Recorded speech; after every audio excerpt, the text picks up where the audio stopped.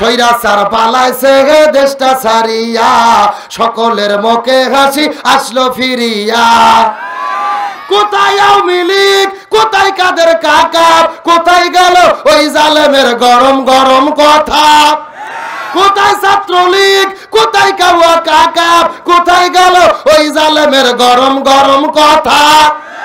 খেলা হবে, খেলা হবে, খেলা হবে, খেলা হবে, খেলা হবে, বইলা কাকা গেল পালাইয়া। বিচারপতি কালামানিকের ফাটিয়েছে তাই আন্ডা, পলকেরও ঝলক গেল থামিয়া নেটের চাকা। তাদের সারা দেশটা কেমন লাগে ফাঁকা ফাঁকা, তাদের সারা দেশটা কেমন লাগে ফাঁকা। পালাবো না, প্রয়োজনে ঠাকুর গায়ে ফকরুলের বাসায় যাব। আইন মন্ত্রী আটকে গেল আইনেরই ফাঁকে, দাড়ি সারা দরবেজের ভণ্ড ভণ্ড লাগে। শুনছি কত নেতা নেত্রী খাইতেছে ভাই ডান্ডা, বিচারপতি কালামানিকের ফাটিয়েছে তাই আন্ডা।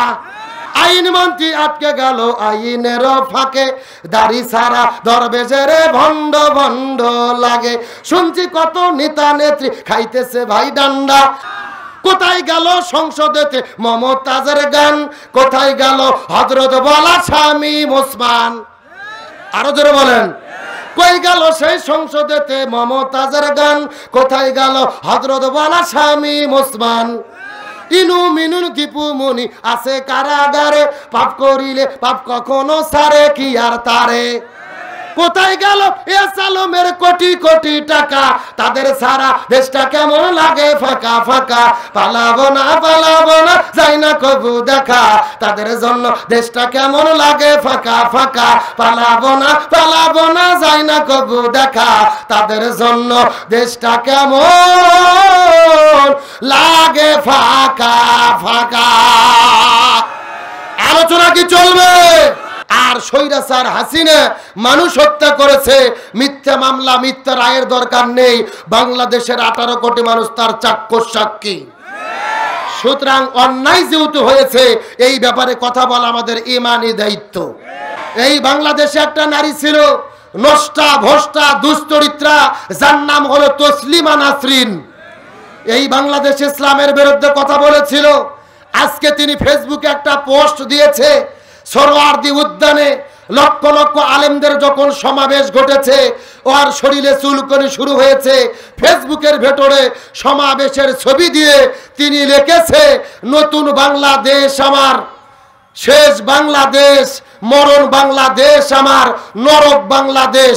বলতেছে নতুন বাংলাদেশ শেষ হয়ে গেছে, বাংলাদেশটা জাহান্নামে পরিণত হয়েছে। বাংলাদেশে মানুষের অন্তরে সবচাইতে বেশি কষ্ট দিয়েছে এই ওবায়দুল কাদের। এরা মূলত আসল খেলার খেলোয়াড় না, এরা হলো ফাঁকা মাঠে গোল দেওয়ার খেলোয়াড়।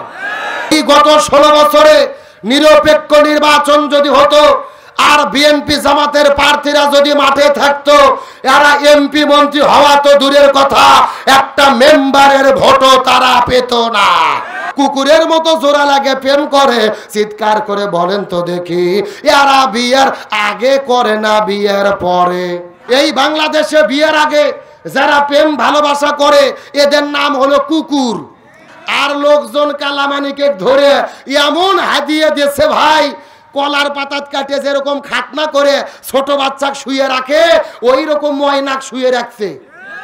তারপরে আদালত নিয়ে গেছে, জনগণ এমন হাদিয়ে দিয়েছে, কালামানিক আছে কিন্তু কালামানিকের বিসি নাই।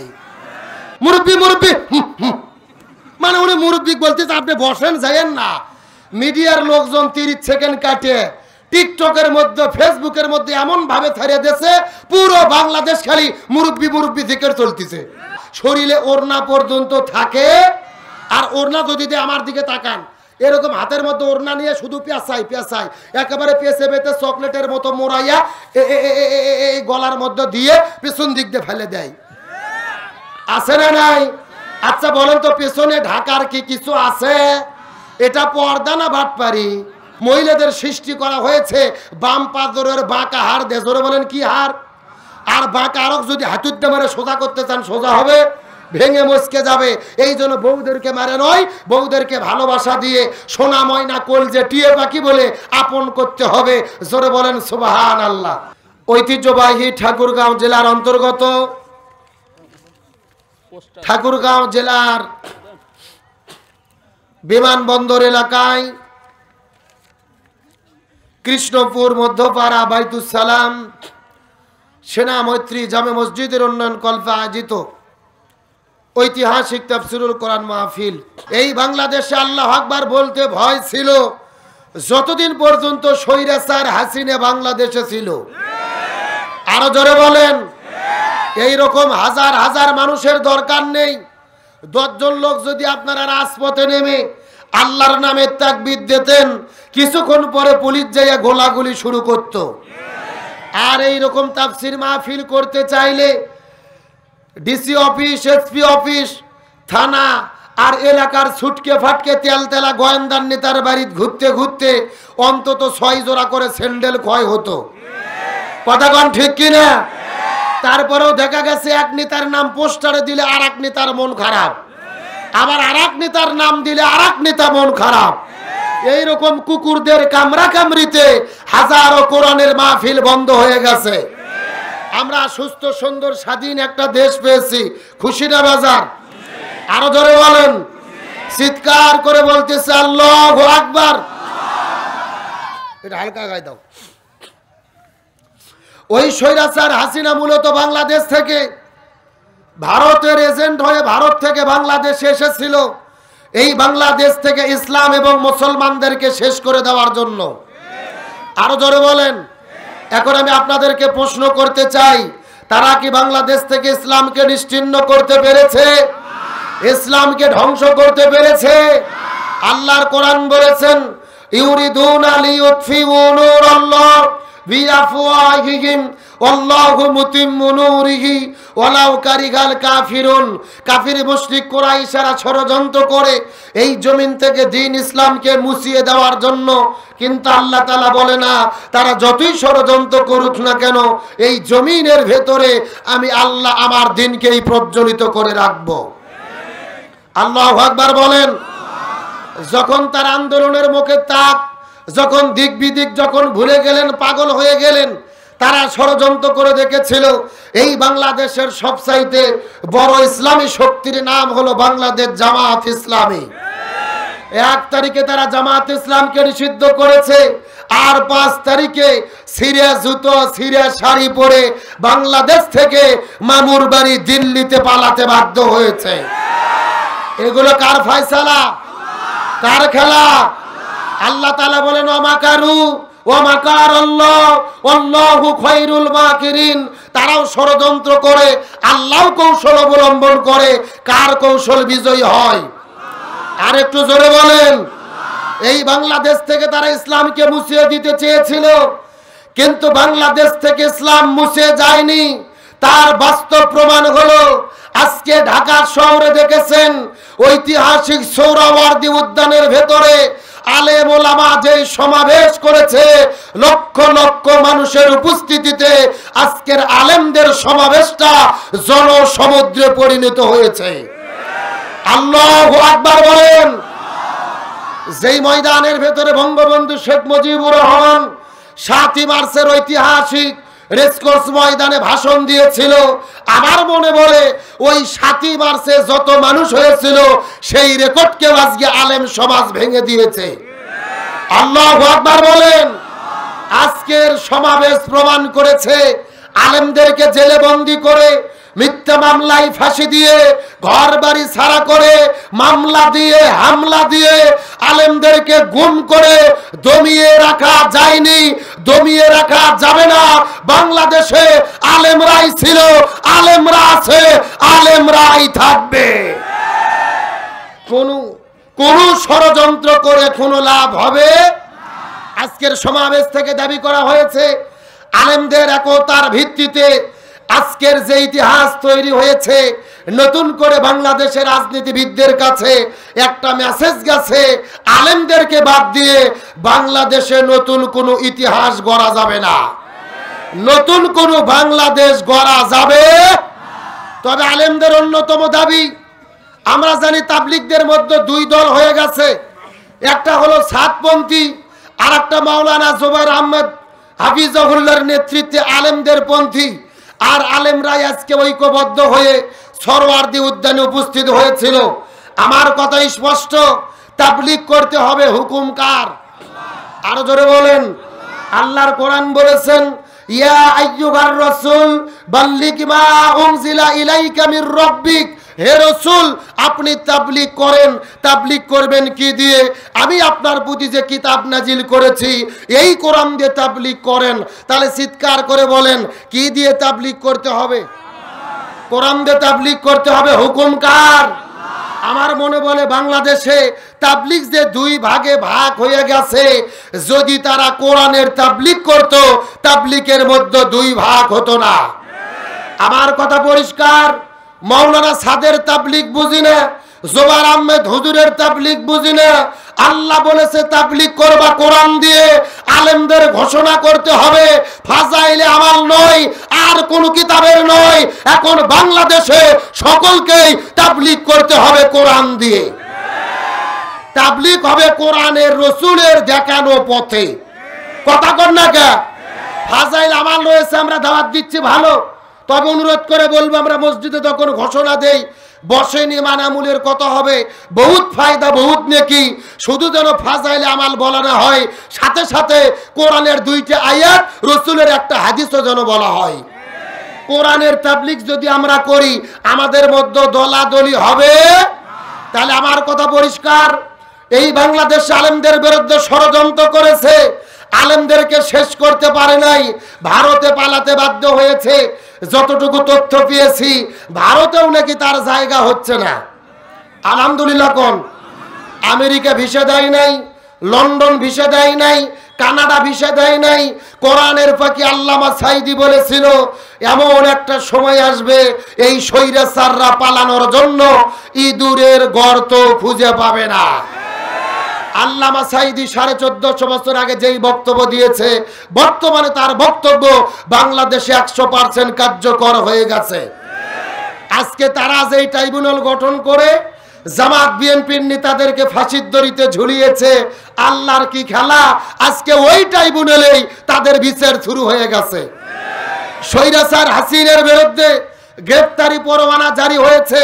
এই জন্য বাংলাদেশের মানুষ একটা কথা বলে, অন্যের জন্য গর্ত খুঁড়লে ওই গর্তে নিজেকেই পড়তে। সুতরাং আজকের প্রোগ্রাম থেকে দাবি হলো, আমাদের রংপুরের কৃতি সন্তান শহীদ আবু সাইদ ভাই গুলির কাছে বুক পাতিয়ে দিয়েছে, 4টে গুলি তার বুকের মধ্যে মারা হয়েছে। শহীদ হয়েছে আবু সাইদ, শহীদ হয়েছে মুগ্ধ, 1700 ছাত্র জনতার বুকে যারা গুলি চালিয়ে শহীদ করে দিয়েছে। ওই গণহত্যার মহানায়িকা স্বৈরাচার হাসিনাকে ইন্টারপোলের মাধ্যমে ভারত থেকে গ্রেফতার করে বাংলাদেশে নিয়ে এসে বিচার কার্য সম্পাদন করে প্রকাশ্য দিবালোকে জনগণের সামনে তাকে ফাঁসির দড়িতে ঝোলাতে হবে। এখন যদি আপনারা অনুমতি দেন আমি সরাসরি কোরআন থেকে তাফসীর শুরু করতে চাই। তবে আমি যেই কথা বললাম গণহত্যার বিচার চাই, এই কথার সঙ্গে কি আপনি একমত? জোরে বলেন একমত। তবে অনেকেই কিন্তু এই কথা শোনার পরে শরীরে গায়ে জ্বালা পোড়া তৈরি হবে। আগামীকালকে দেখবেন আপনাদের এলাকায় বাজারে বাজারে গল্প হবে, আব্দুল সালাম যুক্তিবাদীকে নিয়ে এসেছে ওয়াজ করতে। ওটা কি ওয়াজ হলো? ওটা রাজনীতি হলো। কথা কন না কে? মানে ওরা কিন্তু স্বৈরাচারের লোক, নিজেদের খোলস পরিবর্তন করে এখন সুচিল সেজেছে। একটা কথা ভালো করে বোঝার চেষ্টা করবেন, শুধু অস্ত্র ধরার নাম জিহাদ নয়। রাসূল বলেছেন জালেমের জুলুমের বিরুদ্ধে কথা বলা হলো সবচাইতে বড় জিহাদ। আল্লাহর কোরআন বলেছেন মান কতালা নাফসান বিগয়রি নাফসিন আও ফাসাদিন ফিল আরদ ফাকা আন্নামা কতালান নাসা জামিয়া। নিরপরাধ একজন মানুষকে হত্যা করা মানে হলো তামাম পৃথিবীর সমস্ত মানুষকে হত্যা করার শামিল। এখন বলেন স্বৈরাচার হাসিনা কি একজন মানুষকে হত্যা করছে নাকি হাজার হাজার মানুষকে হত্যা করছে? এখন বলেন তো হত্যার বিচার চাওয়া কি অপরাধ? হত্যার বিচার চাওয়া কি রাজনীতি? হত্যার বিচার চাওয়া যদি রাজনীতি হয়, ওই রাজনীতি আব্দুল সালাম যুক্তিবাদী আগেও করেছে, এখনো করবে। আর যাদের শরীরে চুলকনি আছে, অ্যালার্জি আছে, ওদের একটু চুলকনি উঠবে। এ কথা কোন না কে? আজকের আলোচনার আগামীকালকে যারাই বিরোধিতা করবে মনে করবেন ওই স্বৈরাচারের দোসর। তার কারণ স্বাধীনতার 54 বছর পরে আন্তর্জাতিক অপরাধ ট্রাইব্যুনাল গঠন করে মিথ্যা রায় দিয়ে, মিথ্যা মামলা দিয়ে, মিথ্যা সাক্ষী দিয়ে জামাত বিএনপির নেতাদেরকে তারা ফাঁসি দিয়েছে। আর স্বৈরাচার হাসিনা মানুষ হত্যা করেছে, মিথ্যা মামলা, মিথ্যা রায়ের দরকার নেই। বাংলাদেশের 18 কোটি মানুষ তার চাক্ষুষ সাক্ষী। সুতরাং অন্যায় যেহেতু হয়েছে, এই ব্যাপারে কথা বলা আমাদের ঈমানি দায়িত্ব। এখন যদি আপনারা অনুমতি দেন, আমি সরাসরি কোরআন থেকে তাফসীর শুরু করতে চাই। আপনারা কি রাজি আছেন ভাই? তবে আমি জানতে চাচ্ছি পিছনে দাঁড়িয়ে আছে এরা কারা? এরা না বসা পর্যন্ত আমি আলোচনা শুরু করব না। যে যেখানে আছেন বসেন দেখি। সূরা আল ইমরান 3 নম্বর পারার 13 নম্বর পৃষ্ঠার 4 নম্বর লাইন, 4 নম্বর করে 31 নম্বর আয়াতে কারিমা। তাফসীর ইবনে কাসির, তাফসীরে কাবির, তাফসীরে কুরতুবী, তাফসীরে মুনির, তাফসীরে মারিফুল কোরআন, তাফসীরে খাজিন, তাফসীরে তাবারি, তাফসীরে ফি জিলালিল কোরআন, তাফসীরে তাফহিমুল কোরআন, এই আয়াতের উপর ভিত্তি করে 1 নয় 2 নয় অন্তত 10টা তাফসীর গ্রন্থ আমি দেখেছি। এই আয়াতের ভেতরে আল্লাহ তাআলা এত পরিমাণ কথা বলেছেন, এই আয়াতের উপর ভিত্তি করে বর্তমান প্রেক্ষাপটকে মিল করে যদি আলোচনা শুরু করা হয়, আলোচনা চলতে চলতে দিনের পরে দিন চলে যাবে, মাসের পরে মাস চলে যাবে, তারপর আলোচনা শেষ হবে না। জোরে বলা যাবে কি মারহাবা? এটা কোরআনের মুজিজা। কোরআনের আলোচনা শুরু হবে কিন্তু শেষ হবে, এটা কার বক্তব্য? আল্লাহ রাব্বুল আলামিন বলেন, ওয়ালাউ আন্না মা ফিল আরদি মিন শাজারাতিন আকলামুন ওয়াল বাহরু ইয়ামুদ্দুহু মিন বাদিহি সাবআতু আবহুরিম মা নাফিদাত কালিমাতুল্লাহ ইন্নাল্লাহা আজিজুন হাকিম। সূরা লোকমান 21 নম্বর পারার 12 নম্বর পৃষ্ঠার 13 নম্বর লাইন, 27 নম্বর আয়াতে কারিমা। তাফসীর ইবনে কাসির থেকে বলতেছি, আল্লাহ রাব্বুল আলামিন বলে, ও পৃথিবীর মানুষেরা ভালো করে বোঝার চেষ্টা করো, আমি তোমাদেরকে যে কোরআন দান করেছি, এই কোরআনের যদি তোমরা একটা শব্দের ব্যাখ্যা করতে চাও, চিৎকার করে বলেন তো দেখি কয়টা শব্দ? আরো জোরে। জোর হলো না। আল্লাহ রাব্বুল আলামিন চ্যালেঞ্জ করে বলেন, আমি তোমাদেরকে যে কোরআন দান করেছি, এই কোরআনের যদি তোমরা একটা শব্দের ব্যাখ্যা করতে চাও, আর একটা শব্দের ব্যাখ্যা করার জন্য আমি আল্লাহ তাআলা তামাম পৃথিবীতে যত বৃক্ষ সৃষ্টি করেছি, মিন শাজারাতিন আকলাম, সমস্ত বৃক্ষগুলিকে কেটে কেটে যদি তোমরা কলম বানাও, ওয়াল বাহরু ইয়ামুদ্দুহু, আর সমুদ্রের পানিগুলোকে যদি তোমরা কালি বানায়া নাও, তামাম পৃথিবীর বৃক্ষ কলম আর 7 সমুদ্রের পানিকে একত্রিত করার পরে যদি তোমরা লেখা শুরু করো, আল্লাহ তাআলা চ্যালেঞ্জ করে বলেন, লিখতে লিখতে তামাম পৃথিবীর বৃক্ষ কলম ফুরে যাবে, 7 সমুদ্রের পানি কালিও ফুরে যাবে, তারপর কোরআনের একটা শব্দের ব্যাখ্যা লিখে কখনোই শেষ করা যাবে না। আচ্ছা মানুষ বলো দেখি রাত্রি কেন কালো, সূর্য বলো কোথা থেকে পাইলো এত আলো, ফুলগুলো নানান রঙের কেমন করে হয়, পাতাগুলো সবুজ বটে ফুলের মতো নয়, দুধ কেন এত সাদা, মরিচ কেন ঝাল, আমগুলো পাকলে বলো কেমনে হয় তা লাল, আরে পশু পাখি কয় না কথা, মানুষ কেন কয়, বলো মানুষ বলো দেখি কিভাবে তা হয়, ভাবি সবই মহান প্রভুর দান, নত শিরে সেজদা করো ওহে মুসলমান, আরে ডিমগুলো একই রকম পার্থক্য নেই মোটে, তবে সাদা কালো বাচ্চাগুলো কেমন করে ফোটে, আমরা সবাই বাস করি এই পৃথিবীর অঙ্গে, হাতের লেখা মুখের চেহারা মেলে না কারো সঙ্গে, আর মেলে না গলার আওয়াজ আঙুলগুলোর টিপ। আল্লাহ তাআলা একজন আছেন, প্রমাণ হলো ঠিক, চিৎকার করে বলেন মারহাবা। জোরে লা ইলাহা, একদম স্লো, লা ইলাহা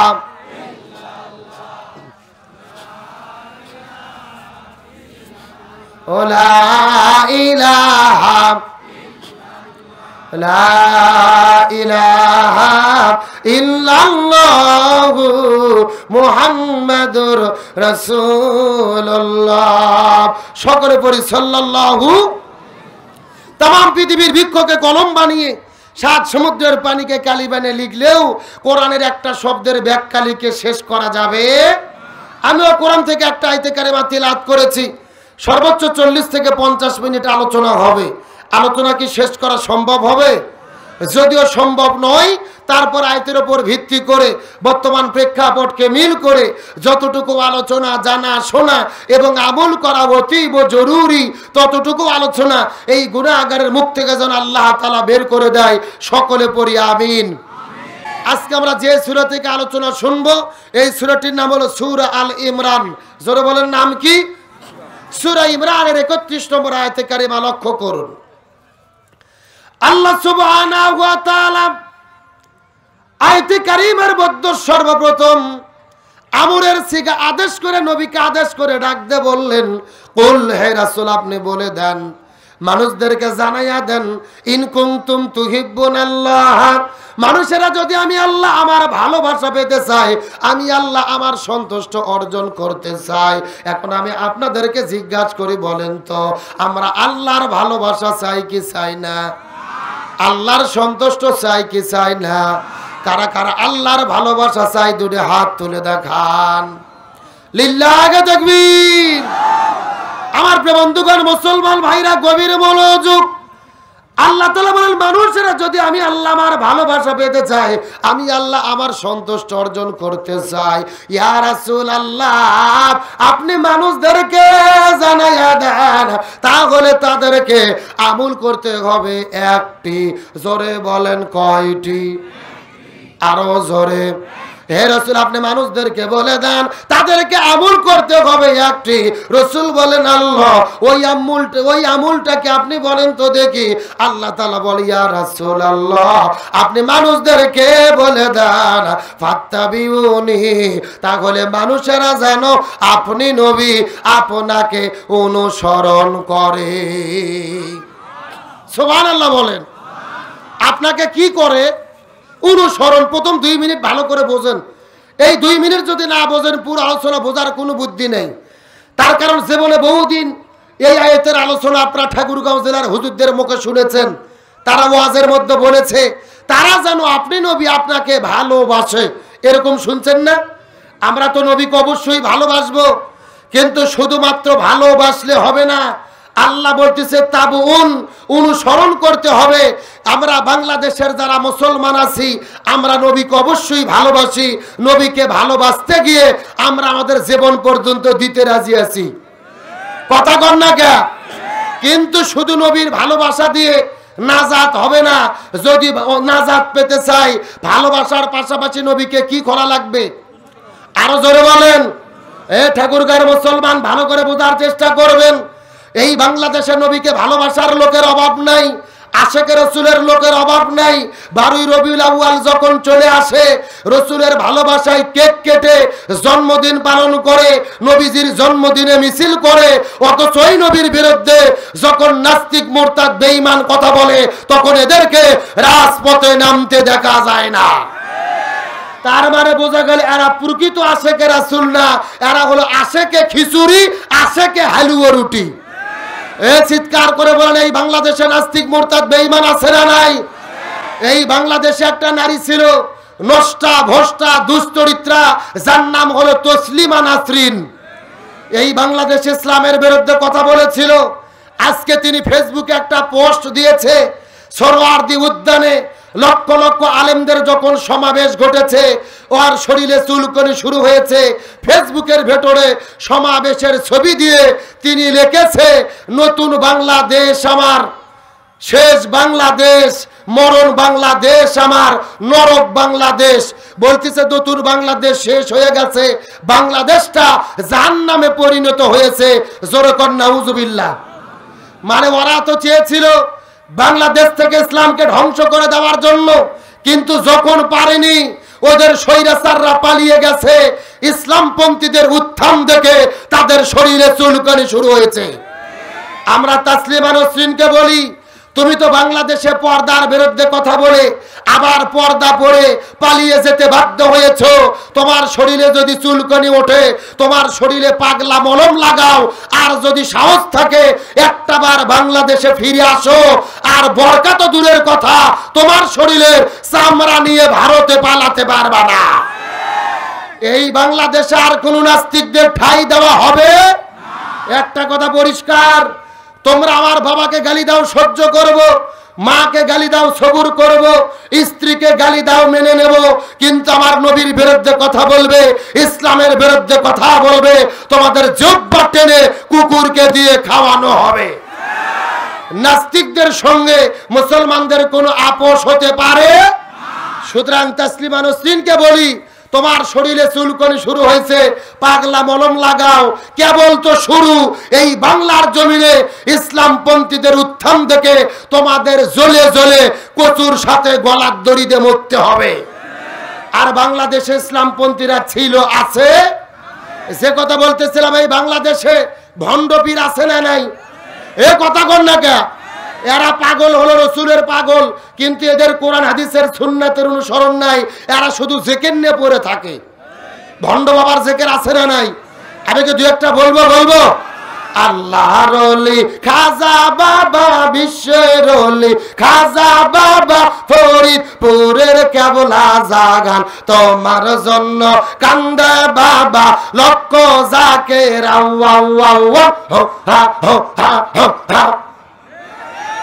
কথা কন। দুই কান্দর দুই ফেরেশতা আছে না নাই? দুই ফেরেশতা কলম বার করে শুধু দাঁত দিয়ে কামড়াচ্ছে। আল্লাহ বলতেছে, কে ফেরেশতা কলম দাঁত দিয়ে কামড়াও কেন? ফেরেশতারা বলতেছে, আল্লাহ আমরা তো বুঝতে পারিনি, লিখবো কি? কে রে কোরআন হাদিসে হো হা কোটাকুটি হোকাহুকি কোন জেকের আছে? এগুলো জেকের না ভণ্ডামি? আমার দিকে লক্ষ্য করেন, বোঝার চেষ্টা করবেন। এই রকম ভণ্ডামি যারা বাংলাদেশে করে, এদের কোন বাংলাদেশে বিপদে তারাই পড়ে যারা জমিনের ভেতরে রসুলের রাষ্ট্র গঠনের কথা বলে। তার মানে বোঝা গেল, নবীকে ভালোবাসলে বিপদ হয় না, কিন্তু নবীর সমাজ গঠন করতে গেলে বিপদ। তাহলে নবীর শুধু ভালোবাসা নয়, ভালোবাসার পাশাপাশি নবীকে কি করা লাগবে? আরো জোরে বলেন। আমার প্রিয় বন্ধুগণ, মুসলমান ভাইরা, গভীর মনোযোগ। আজকের আলোচনার সাবজেক্ট হলো বিশ্ব নবীকে আমরা কেমনে পরিপূর্ণভাবে অনুসরণ করব। এখন হয়তো আপনারা জিজ্ঞেস করবেন, হুজুর সারা জীবন শুনলাম নবীকে ভালোবাসবো, আজকে কোথায় থেকে আপনি নবীকে অনুসরণ করার কথা বলতেছেন? নবীকে যে অনুসরণ করা লাগবে এটা আমার মুখের কথা নয়। 1450 বছর আগে আমার আল্লাহ তাআলা কোরআনে করেছে ঘোষণা। কে ঘোষণা করেছেন? আল্লাহ রাব্বুল আলামিন বলেন, ওয়া মা আতাকুমুর রাসূলু ফাখুযুহু ওয়া মা নাহাকুম আনহু ফান্তাহু। সূরা হাশর 28 নম্বর পারা 7 নম্বর পৃষ্ঠার 9 নম্বর লাইনে 7 নম্বর আয়াতে কারিমা তাফসীর ইবনে কাসিরের মধ্য থেকে বলতেছে, আল্লাহ বলে, এই পৃথিবীর মানুষেরা ভালোভাবে জেনে নাও, তোমরা যদি ও জগতে শান্তি পেতে চাও আর পরকালের মধ্যে মুক্তি পেতে চাও, ওমা আতাকুমুর রাসূলু ফাখুযুহু, নবী যেটা করেছে সেটা তোমরা করো, ওমা নাহাকুম আনহু ফান্তাহু, নবী যেটা করে না, যেটা করতে নিষেধ করেছেন সেটা থেকে দূরে থাকো। তার মানে বোঝা গেল, নবী পুরো জীবনের ভেতরে যা যা করেছে আমাদেরকেও তাই তাই করা লাগবে। আর নবী যেটা করে নাই ওটা করা যাবে না। চিৎকার করে বলেন তো দেখি, হুকুম কার? আরো জোরে। এ ঠাকুরগার মুসলমান গভীর মনোযোগ। জীবনে বহুদিন এই আয়াতের আলোচনা শুনেছেন, আজকে যে এই কথাগুলো বলবো ভালো করে মাথার ঢোকানোর চেষ্টা করবেন। নবীকে কেমনে অনুসরণ করবেন বোঝার চেষ্টা করবেন। আমার নবী যে 17 বছর বয়সে এই জমিনের ভেতরে শান্তি প্রতিষ্ঠা করার জন্য একটা দল গঠন করলো, যেই দলের নাম হলো হিলফুল ফুজুল। কি নাম বললাম? আমার নবীজি হিলফুল ফুজুল একটা দল গঠন করলো। নবীর উদ্দেশ্য ছিল এই সমাজের মধ্যে শান্তি কায়েম করবে, এই দেশের মধ্যে ওই দেশের মধ্যে তিনি শান্তি কায়েম করবে। কিন্তু 17 বছর থেকে 40 বছর পর্যন্ত নবীজি চেষ্টা করলো। 17 বছর থেকে 40 বছর পর্যন্ত 23 বছর ধরে নবীজি চেষ্টা করলো, কিন্তু নবীজি এই জমিনে শান্তি কায়েম করতে পারলো। ভালো করে মাথার মধ্যে ঢুকানোর চেষ্টা করবেন। সব নবীজি 23 বছর চেষ্টা করলেন, কিন্তু নবীজি জমিনের ভেতরে তার দলের দ্বারা শান্তি কায়েম করতে পারল না। কিন্তু নবীজির বয়স যখন 40 বছর হলো, নবীজির উপরে আল্লাহ যখন কোরআন নাজিল করলো, ওই কোরআনটা যখন জমিনে নবীজি বাস্তবায়ন করলো, 40 বছর বয়স থেকে শুরু করে 63 পর্যন্ত 23 বছর নবী চেষ্টা করলো এই জমিনের ভেতরে নবীজি শান্তি কায়েম করতে পারলো। নবুয়ত পাওয়ার জীবনের আগে 23 বছর আর পরে 23 বছর নবীজি পরে 23 বছরে এই জমিনের মধ্যে শান্তি কায়েম করতে পারলো, কিন্তু আগের 23 বছরে নবীজি শান্তি কায়েম করতে পারলো না। কারণ হলো একটা, নবুয়ত পাওয়ার আগে নবীর দল ছিল, কিন্তু নবীর দলের সংবিধান আল কোরআন ছিল না। আমার কথা কি বোঝা যায়? আরে পাগল, আপনার মতো আমার মতো 2 টাকার হুজুর না, আর 2 টাকার তেল তেলা গোয়েন্দার নেতা না, আর ছুটকে ফাটকে দল নয়। স্বয়ং আমাদের নবী দল গঠন করছে, 23 বছর চেষ্টা করছে, জমিনে শান্তি কায়েম করতে পারেনি কোরআন না থাকার কারণে। তার মানে বোঝা গেল আমরাও যদি বাংলাদেশে শান্তি চাই, বাবার আইন, দাদার আইন, চাচার আইন, কার্ল মার্ক্সের আইন, লেনিনের আইন, পুতিনের আইন, ভারতের আইন, ব্রিটিশের আইন, আর বাংলাদেশের ওই টাকলা ডাক্তার কামালের আইন দিয়ে এই জমিনে শান্তি কায়েম হবে না যতদিন না পর্যন্ত এই কোরআন দিয়ে বাংলাদেশ পরিচালিত হবে। আমার কথার সঙ্গে কি একমত? লক্ষ্য করেন, এত বেড়ে দিল কেন? আসতে দিতে হবে তো। এই আপনাকে মাস্টারি করতে বললো কে? আমার দিকে লক্ষ্য করেন। যেহেতু আপনারা এখানে লিখে দিয়েছেন আব্দুল সালাম যুক্তিবাদী, যুক্তি দিয়ে কিছু কথা আপনাদেরকে বুঝাই। মনে করেন বাংলাদেশে ঢাকা শহরে বিশাল বড় একটা পানির ট্যাঙ্কি আছে। যেরকম কিসের ট্যাঙ্কি? ওই পানির ট্যাঙ্কির মধ্যে থেকে পাইপ দিয়ে দিয়ে বাংলাদেশের 64টা জেলায় পানি সাপ্লাই দেওয়া হয়। ভালো করে বুঝবেন। এখন এই ট্যাঙ্কির ভেতরে একটা মরা বিড়াল মরিয়ে পচে গন্ধ উঠে আছে। এখন একটা পাইপ দিয়ে পানি আস্তে আস্তে আস্তে আস্তে আপনাদের ঠাকুরগাঁও শহরে রোডেতেও এসে পানি বের হচ্ছে। এখন বলেন তো দেখি, ওই পাইপের পানি ভালো না গন্ধ? আরো জোরে বলেন। এখন গন্ধালা পানি বের হওয়ার পরে ঠাকুরগাঁও জেলার সব হুজুর, মুফতি, মুহাদ্দিস, ফকি সবাইকে বলা হয়, সেই হুজুরের গোষ্ঠীরা, এই যে ময়লা পানি বের হয়েছে তোমরা ফু দিয়ে দিয়ে পরিষ্কার করো। হবে? ঠাকুরগাঁও জেলার হুজুর তো দূরের কথা, কাবা শরীফের ইমামও যদি এসে ফু দেয় পানি পরিষ্কার হবে?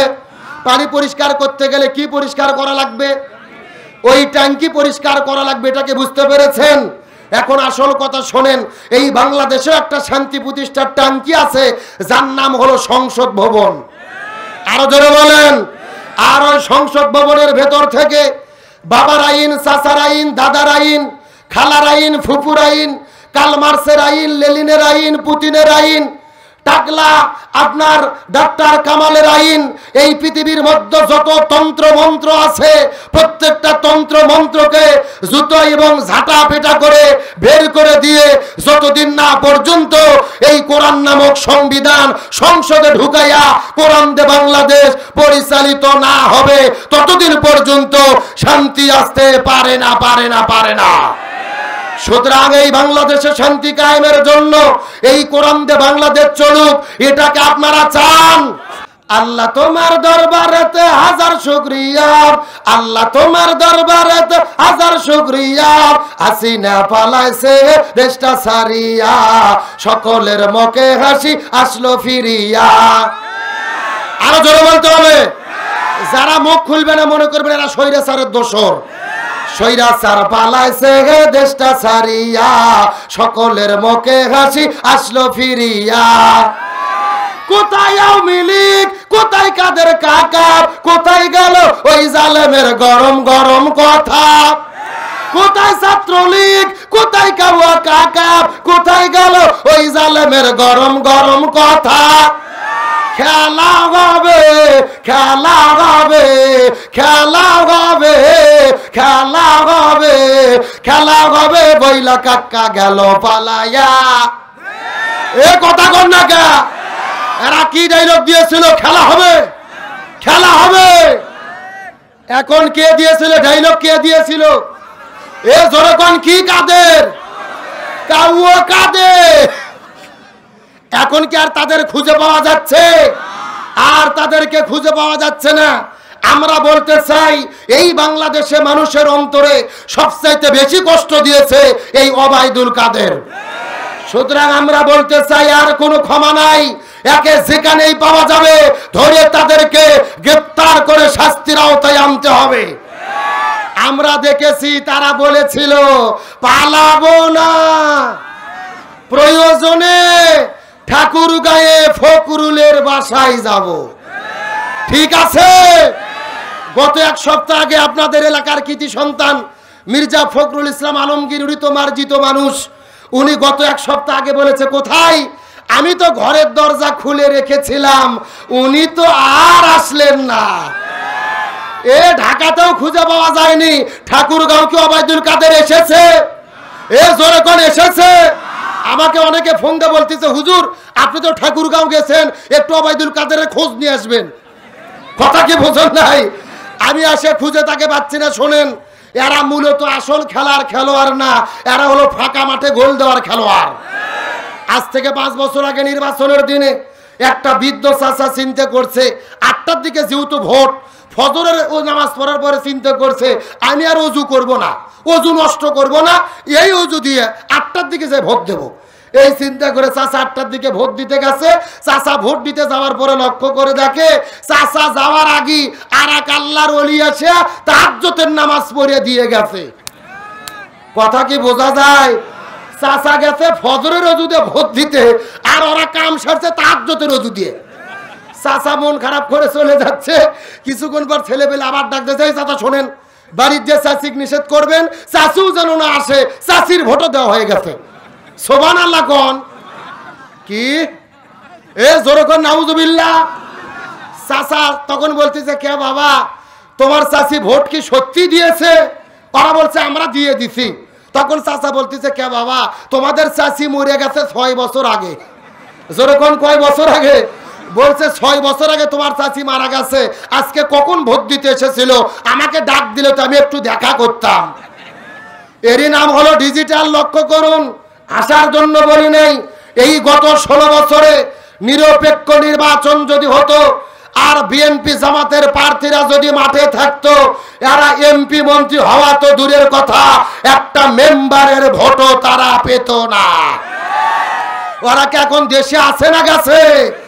গত 16 বছরে আমরা বহু কথা বলতে পারিনি। এই ঠাকুরগাঁও জেলার ভেতরে বালিয়াডাঙ্গিতে মাহফিলে গিয়েছিলাম, একটা বুড়ো কালটু চাচা এসে আমার মাইককে ভেঙে ফেলেছিল। কথা কন না কা? অনেক জায়গায় তারা 40 ধারা জারি করেছে। 16 বছরের বহু কথা অন্তরে জমা আছে। ঘন্টাখানিক টাইম যদি লাগে কষ্ট হবে? আলোচনা কি চলবে? তবে কোনো ওটাউটি করা যাবে।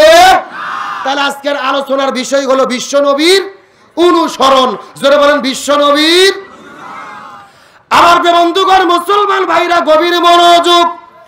এখন হয়তো আপনার প্রশ্ন করবেন হুজুর এই ছেলে এই বসো দেখি,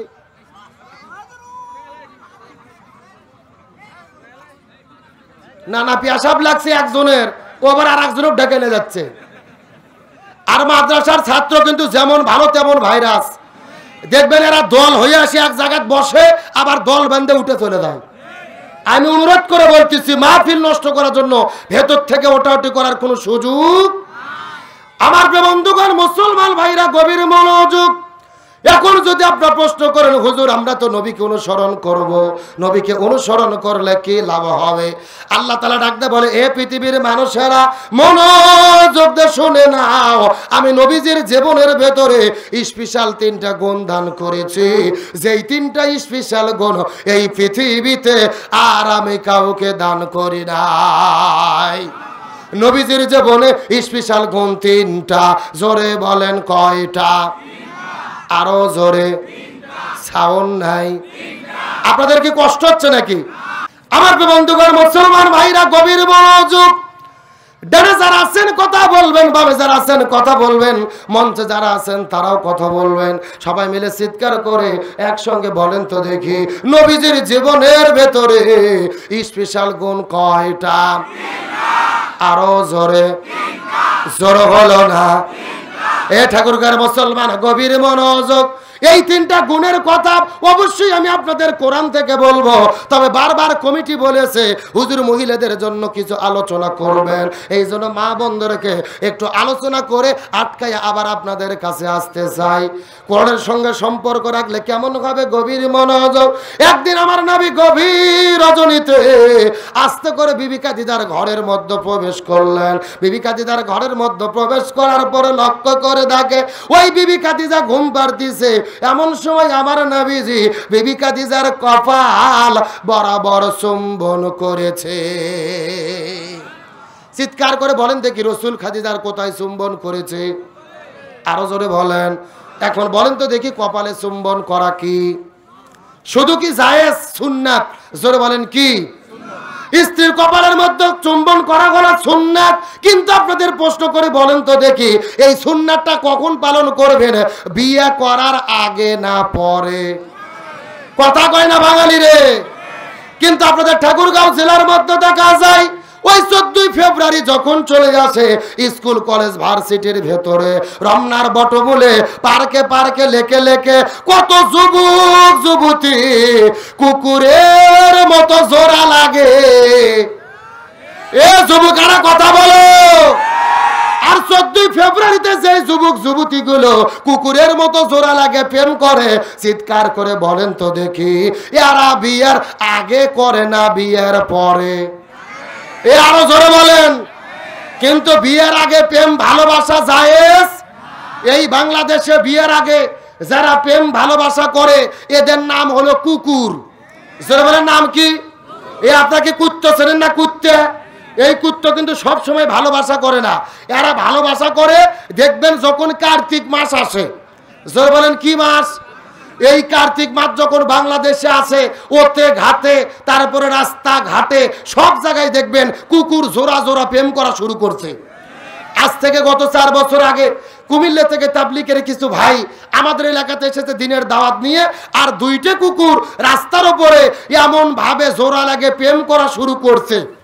হুজুররা শুধু দেখে বলতেছে সে সে, কিন্তু কুকুর কোনো কথা শোনে না, ডাঁশের লাগান চাইয়া আছে। আমি আস্তে করে কুকুরের কাছে বললাম, কে রে কুকুর, তোদের কি লজ্জা শরম নাই? প্রেম ভালোবাসা করবি ওতে ঘাটে যেয়ে কর, সদর রাস্তায়। কুকুরগুলো আমাকে বলতে চাচ্ছে, হুজুর শুধু আমাদেরটাই দেখতেছেন, শুধু আমাদেরটাই ভুল ধরতেছেন। এই কুকুরগুলো বলতেছে 14 ফেব্রুয়ারিতে স্কুল কলেজ ভার্সিটিতে যারা জোড়া জোড়া লেগে থাকে, এই কুকুরগুলো বলতেছে আমরাও যা ওরাও তাই, আমরাও যা। এই জন্য বলি 14 ফেব্রুয়ারি কোনো ভালোবাসা দিবস নয়, 14 ফেব্রুয়ারি হলো কাতি মাসে কুত্ত দিবস। এই জন্য আমি যখন বলবো 14 ফেব্রুয়ারি, আপনারা বলবেন কাতি মাসে কুত্ত দিবস। বলতে পারবেন না? যারা বলবে না মনে করবেন ওই গ্রুপের লোক। 14 ফেব্রুয়ারি, 14 ফেব্রুয়ারি কুত্ত দিবসের 2 গালে যুবকদের সাইজ করার দরকার আছে না নাই? তাহলে চিৎকার করে বলেন রাসূল খাদিজার কোথায় চুম্বন করেছে? আমার প্রিয় বন্ধুগণ, মুসলমান ভাইরা গভীর মনোযোগ। বিবি খাদিজার কপালের মধ্যে চুম্বন করার সঙ্গে সঙ্গে খাদিজার ঘুমটা ভেঙে গেল। খাদিজা বলে, ইয়া রাসূলুল্লাহ, এই গভীর রজনীতে আমার কপালের ভেতরে আপনি কেন চুম্বন করলেন? কারণ জানতে চাই। রাসূল বলে, খাদিজা, তোমার কপালে চুম্বন করার কারণ হলো এই মাত্র আল্লাহর পক্ষ থেকে জিবরাইল আসার পরে আমাকে বলে দিয়ে গেল, ইয়া রাসূলুল্লাহ, আপনার বিবি খাদিজা, ওই খাদিজার জন্য আল্লাহর পক্ষ থেকে দুইটা সুসংবাদ আছে। চিৎকার করে বলেন, আল্লাহর পক্ষ থেকে সুসংবাদ কয়টা? খাদিজা একটু মুচকি হাসি দেওয়ার পরে বলে, ইয়া রাসূলুল্লাহ, আমার জন্য কি কি দুইটা সুসংবাদ বলেন তো দেখি। এমন সময় রাসূল ডাক দিয়ে বলে, খাদিজা রে, তোমার জন্য প্রথম নম্বর সংবাদ হলো আল্লাহ তাআলা ঘোষণা করেছে খাদিজা সর্বপ্রথম কালেমা পড়ে মুসলমান হয়েছে। তোমার যত সম্পদ ছিল ইসলাম আর মুসলমানদের জন্য ব্যয় করে দিয়েছো। আমার আল্লাহ তাআলা তোমার উপরে এত বেশি রাজি খুশি হয়েছে, স্বয়ং আমার আল্লাহ আরশে আজিম থেকে তুমি খাদিজা তোমাকে সালাম জানাইয়া দিছি। লিল্লাহি তাকবীর। এই জমিনের মধ্যে একজন মহিলা কি আল্লাহ তাআলা সরাসরি সালাম জানাইয়া দিয়েছে। চিৎকার করে বলেন তো দেখি, তার নাম কি? এই কথা শোনার পরে আপনারা সবাই কিন্তু আনন্দ পেয়েছেন, কিন্তু খাদিজা কান্না শুরু করলেন। রাসূল বলে, খাদিজা, তুমি কেন কান্না করো বলো তো দেখি, জানতে চাই। খাদিজা বলে, ইয়া রাসূলুল্লাহ, আমার কান্না করার কারণ হলো আল্লাহ তাআলা সরাসরি আমাকে সালাম জানালো। আল্লাহর সালামের জবাবটা কেমনে দেওয়া লাগে? আমি তো মূর্খ সূর্খ মানুষ, আল্লাহর সালামের জবাব জানা নাই। জানি না আল্লাহর সঙ্গে বড় ভুল হয় কিনা, আল্লাহর সঙ্গে বড় বেদবি হয় কিনা। ইয়া রাসূলুল্লাহ, আপনার কাছে ফরিয়াদ করে বলে, আপনি নবীজি আমার পক্ষ থেকে আল্লাহকে সালামের জবাবটা দিয়ে দেন। এই কথা বলার পরে আমার নবীজি আস্তে করে আল্লাহর কাছে সালামের জবাব দিয়ে দিল। খাদিজা বলে, ইয়া রাসূলুল্লাহ, আল্লাহর পক্ষ থেকে 2 নম্বর কি সুসংবাদ আছে বলেন তো দেখি। রাসূল বলে, খাদিজা রে, তোমার জন্য 2 নম্বর সুসংবাদ হলো আল্লাহ তাআলা ঘোষণা করেছে তুমি খাদিজা, আল্লাহ তাআলা শুধুমাত্র তোমাকে সালাম জানায় নাই, তুমি খাদিজা হবে জান্নাতের মেহমান। এই কথা শোনার সঙ্গে সঙ্গে খাদিজা মুচকি মুচকি হাসা শুরু করলো। রাসূল বলে, খাদিজা, তুমি কেন মুচকি হাসি দিলে? খাদিজা বলে, ইয়া রাসূলুল্লাহ, আল্লাহ তাআলা আমাকে জান্নাতি বলে ঘোষণা করেছে, এর চাইতে বড় তো ভালো পাওয়ার কিছু নাই। কিন্তু রাসূল বলে, খাদিজা, তুমি তো জান্নাতি হবে কথা সত্য, কিন্তু তোমাকে জিজ্ঞাসা করি বলো তো দেখি, ওই জান্নাতের ভেতরে জান্নাতি নারীদের কে সর্দারনি হবে? ওই জান্নাতের ভেতরে জান্নাতি নারীদের কে সর্দারনি হবে? খাদিজা বলে, ইয়া রাসূলুল্লাহ, আল্লাহ তাআলা আমাকে সালাম জানাইয়া দিয়েছে, আমাকে জান্নাতি বলে ঘোষণা করেছে, আমি জান্নাতি নারীদের সর্দারনি হব।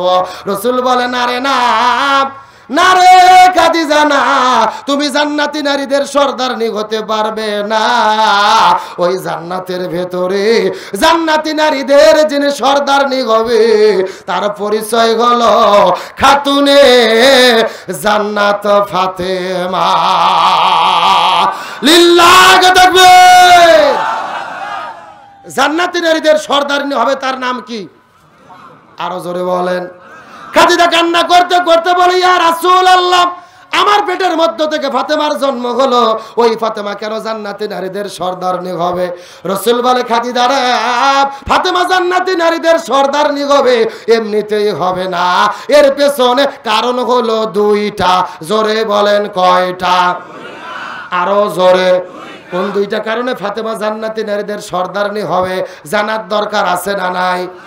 আপনাদের দরকার না থাকলেও মহিলাদের দরকার। মা বোনদেরকে এই জায়গার মধ্যে আটকায় রাখলাম। এখন আমি আবার আপনাদেরকে নিয়ে চলে যাব আমার নবীজির জীবনের অনুসরণের দিকে। মনে আছে না নাই? চিৎকার করে বলেন তো, নবীজির জীবনের স্পেশাল গুণ কয়টা? এই 3টা গুণের মধ্যে প্রথম নম্বর গুণটা কি? এই সম্পর্কে আল্লাহ কোরআনের মধ্যে বলেছে, আল্লাহ তাআলার ঘোষণা, লাকাদ কানা লাকুম ফি রাসূলিল্লাহি উসওয়াতুন হাসানাহ। আরো জোরে বলেন আল্লাহু আকবার। সূরা আহজাব 21 নম্বর পারা 19 নম্বর পৃষ্ঠার 2 নম্বর লাইনে 21 নম্বর আয়াতে কারিমা।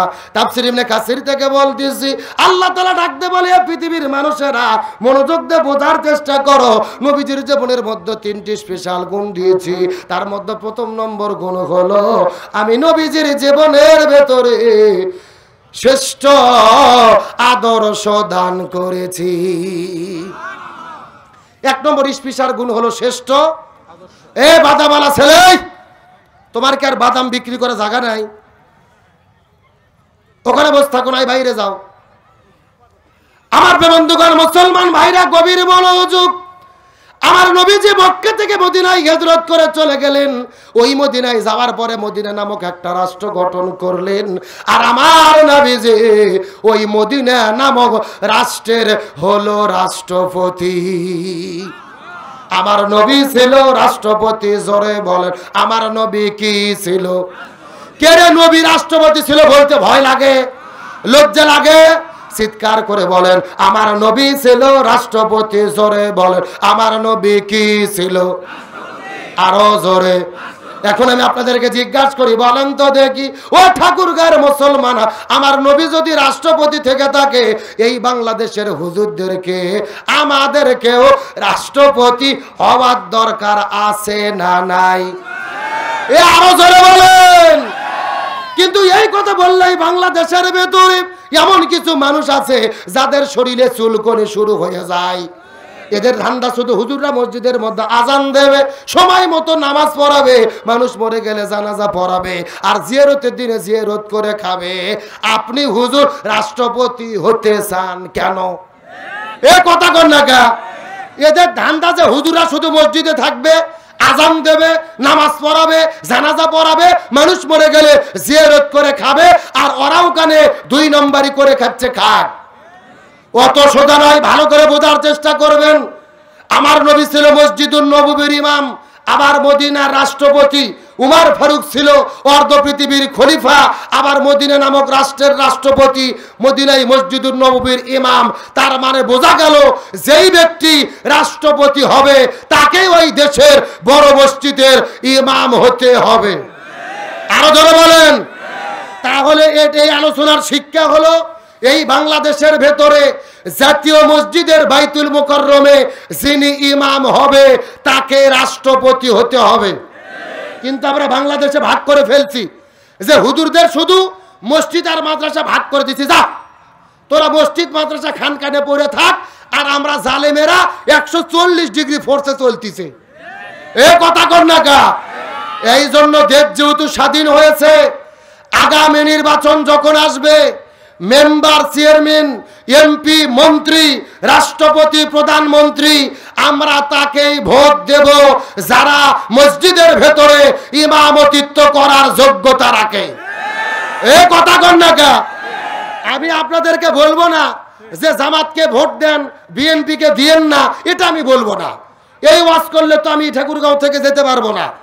কিন্তু আমি এই ওয়াজ করব, আপনি ভোট তাকে দেবেন যে ব্যক্তিটা মসজিদের ভেতরে নামাজ পড়ানোর যোগ্যতা রাখে। আর এমন লোককে যদি সমাজের নেতা বানান, এই সমাজে দুর্নীতি হবে। আর যদি এই জমিনের চোর ডাকাত বাটপারদেরকে এমপি মন্ত্রী করে বসান, ওই শেখ হাসিনার ছেলে জয়ের মতো 62,000 কোটি টাকা দেশ থেকে তারা পাচার করবে। এ কথা কন না কা? এই জমিনের মধ্যে এমন নেতা 16 বছরে দেখেছি যারা গরিবের চাল চুরি করে খায়, গরিবের ডাল চুরি করে খায়, আর ব্রিজ করার দায়িত্ব বলে রডের বদলে ভেতর থেকে বাঁশ ঢুকে দেয়। ঠিক এই ওয়াজ আমি গত বছর করেছি আপনার যশোর জেলাতে। একটা শ্রোতা বলতেছে, হুজুর ওয়াজ তো ভুল হলো।